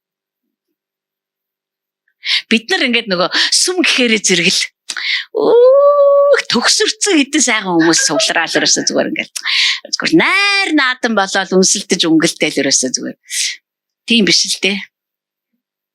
Ял зарим хүмүүс үржил пастор таастай яаж ийм хүмүүсийг байлгаж чаддаг. Үгүй ямар би байлгахгүй гэж болохгүй шүү дээ. Бүгдийг хөөж явуулаад өөрийнхөө торгуу хөрсөн болгоныг яв зайлгээд хийж болохгүй шүү дээ. Тийм Смирнагийн сүм дотор бүр сатаны харьяалтай хүмүүс үртэл байж ирсэн байгаа. Бага шүү би мэдж байгаа. Би бүр харж байгаа гэж байна шүү дээ өөр Есүс Христ. Би Есүс Христ бүр би харж байна. Та нарын дунд бүр сатаны харьяалалтай бүр тийм хүмүүс та нарын дотор амьдарч байгааг би харж байна. Та нарын дотор байгааг чинь би харж байна. Одоо удахгүй та нар дээр зовлон ирнэ. Яавал та нарыг сорихын тулд ахархан хугацаанд яад энэ чинь бүгд бурхны зөвшөөрөлтөд явагдаж байгаа. Хэрэг бид нар Илчилт номыг унших юм бол бурхны зөвшөөрөлгүйгээр нохооч гаслахгүй заяа. Бүгд бурхны зөвшөөрлөөр явж байна. Ямар аймаар вэ? Би бүр хараа зүгээр яагаад би энэ номноос ингэж айдаг байсан бол ямар тэнэг юм бэ? Та нарт маш богино хугацааны сорилт ирэх гэж байна. Яавал тэр сорилтыг зүгээр өнгөрөөхгүй ашиглах болно. Гэхдээ хугацаа нь бол асар богино байх юм а. 10 өдөр та нар гай зовлон донд байх болно. Гэхдээ өөхөд хүрлээж гисэн та нар зүтгэсэн хിവэрээ гэж байгаа юм бүр. Итгэмжтэй бай гэдэг чинь ч хүртэл их сэжигтэй үг шүү дээ. Ер нь бол би айгүй итгэмжтэй гэж хэлж байхдаа бид нар яг юу хэлж байгаагаа мэдэхгүй байдаг. Тэгэхээр бүр амь насанд чинь тулсан ч гэсэндээ та нар зүгээр л итгэлээ сахиал юунд итгэдгийг, хинд итгэдгийг, юуг илчлэлтээр хүлээж авсан, хэнийг хайрлахаар дуудагдсан, энэ бүхэн дотроо магтаал хүндлэл дотроо чамд өгөгдсөн бүхэн сүнслэг боловсрол одоо юу гэдэг яалхаа гişгэ бүх юм явсан хിവэрэ бай. Ерөөсө битгий сал. Тэгээд би чамд амийн титэм өгнө гэж чам. Тэгээ бүр ингэж хэлсэн маш. Одоо бид нар нэг хувцас сунаар авахаараа ингээд өөрийнхөө арзмэрийг мэддэн шүү дээ, тий?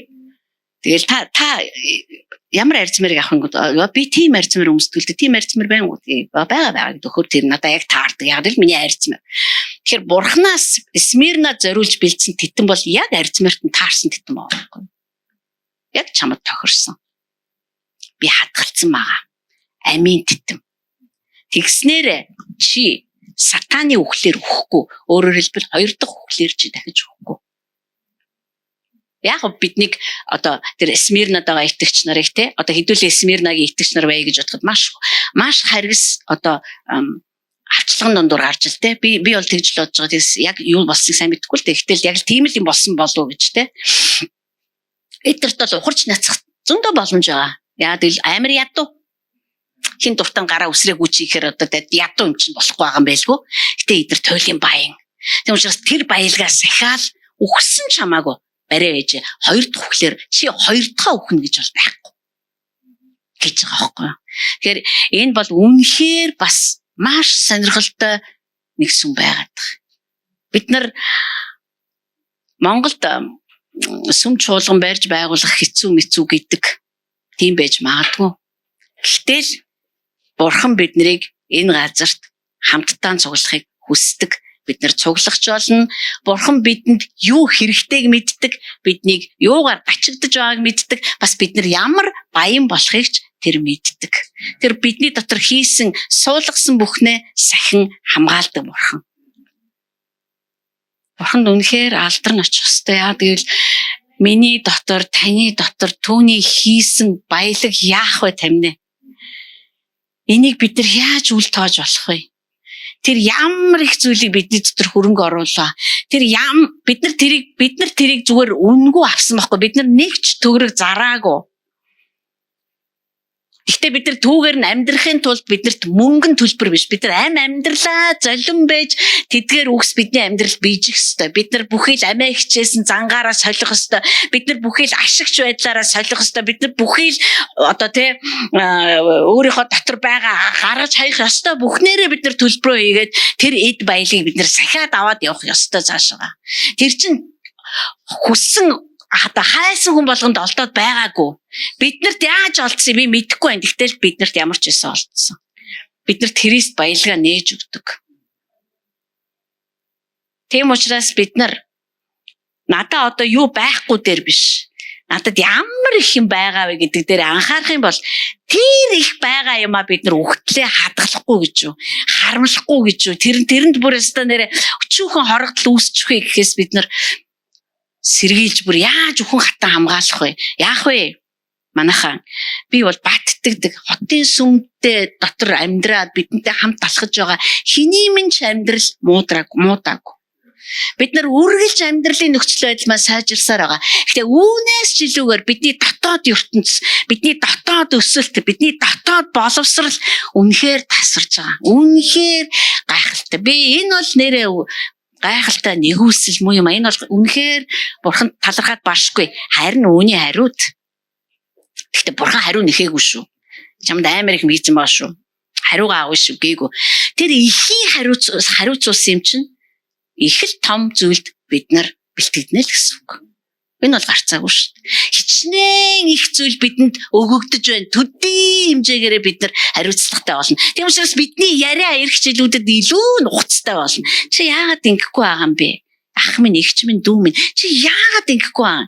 Бид нар энийг мэдэн шүү дээ. Бид нар ингэх ёстой гэдгээ заалгасан шүү дээ. Бид нар ингэж болохгүйг заалгасан. Чи яагаад энийг хийгээд байгаа юм бэ? Яалтчгүй бид нар энэ мэтийн яриануудыг ярих л болно. Бүгд мэдж байгаа шүү дээ. Ингэж болохгүй. Бүгд мэдж байгаа шүү дээ. Ингэж болно.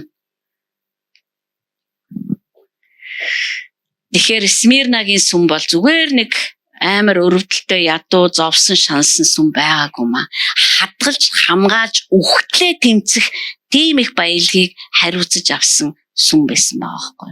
Тийм л учраас бурхан хизээж би чамааг шагнахгүй орхихгүй. Би бүр чамд зориулаад, би бүр толгойн чинь хэмжээнд зориулаад чамд бүр амийн титэм бэлтцсэн баа. Бүр амийн титэм бэлтцсэн аа чи зүөх толгой бол байгаа л гэсэн үг тэнд.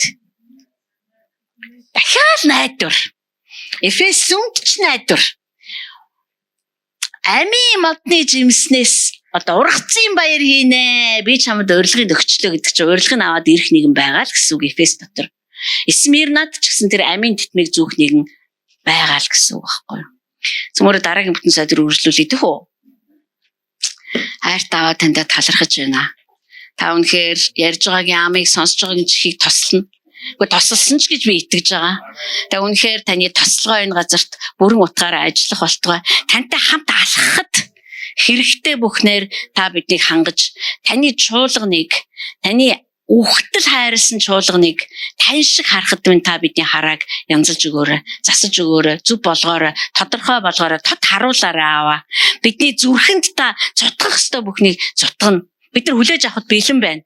Таны хайрыг хүлээж авахд юу саад болж байна? Та зөв бүгдийг аав, зайлуул, та замаасаа зайлуул аваа. Бид нар таны хүсэл биелсэн байхын тулд яг одоо өөрсдөө танд өгж байна. Таны хүсэл бидний амьдрал дээр биелээсэ. Таны хүсэл хүн нэг бүрийн амьдрал дээр биелээ олоосаа. Тэнгэрт биелдэг хурдаараа биелээсэ. Тэнгэрт биелдэг эрх мэдлээрээ биелээсэ. Тэнгэрт биелдэг тэр даруй гэдэг тэр цаг хугацаагаараа биелээ олох болтгой гэж залбирж байна. Яг л бид нар бол хаанчлал юм аа. Бид нар хаанчлал. Тэгвэл энэ үндэстэн дотор таны хаанчлал болон батчих учиртай. Бүх алдар магтаалыг бид нар танд өргөж байна. Тэгээд эзэн Есүс Христийн нэрээр ярьж байна. Амен. Амен.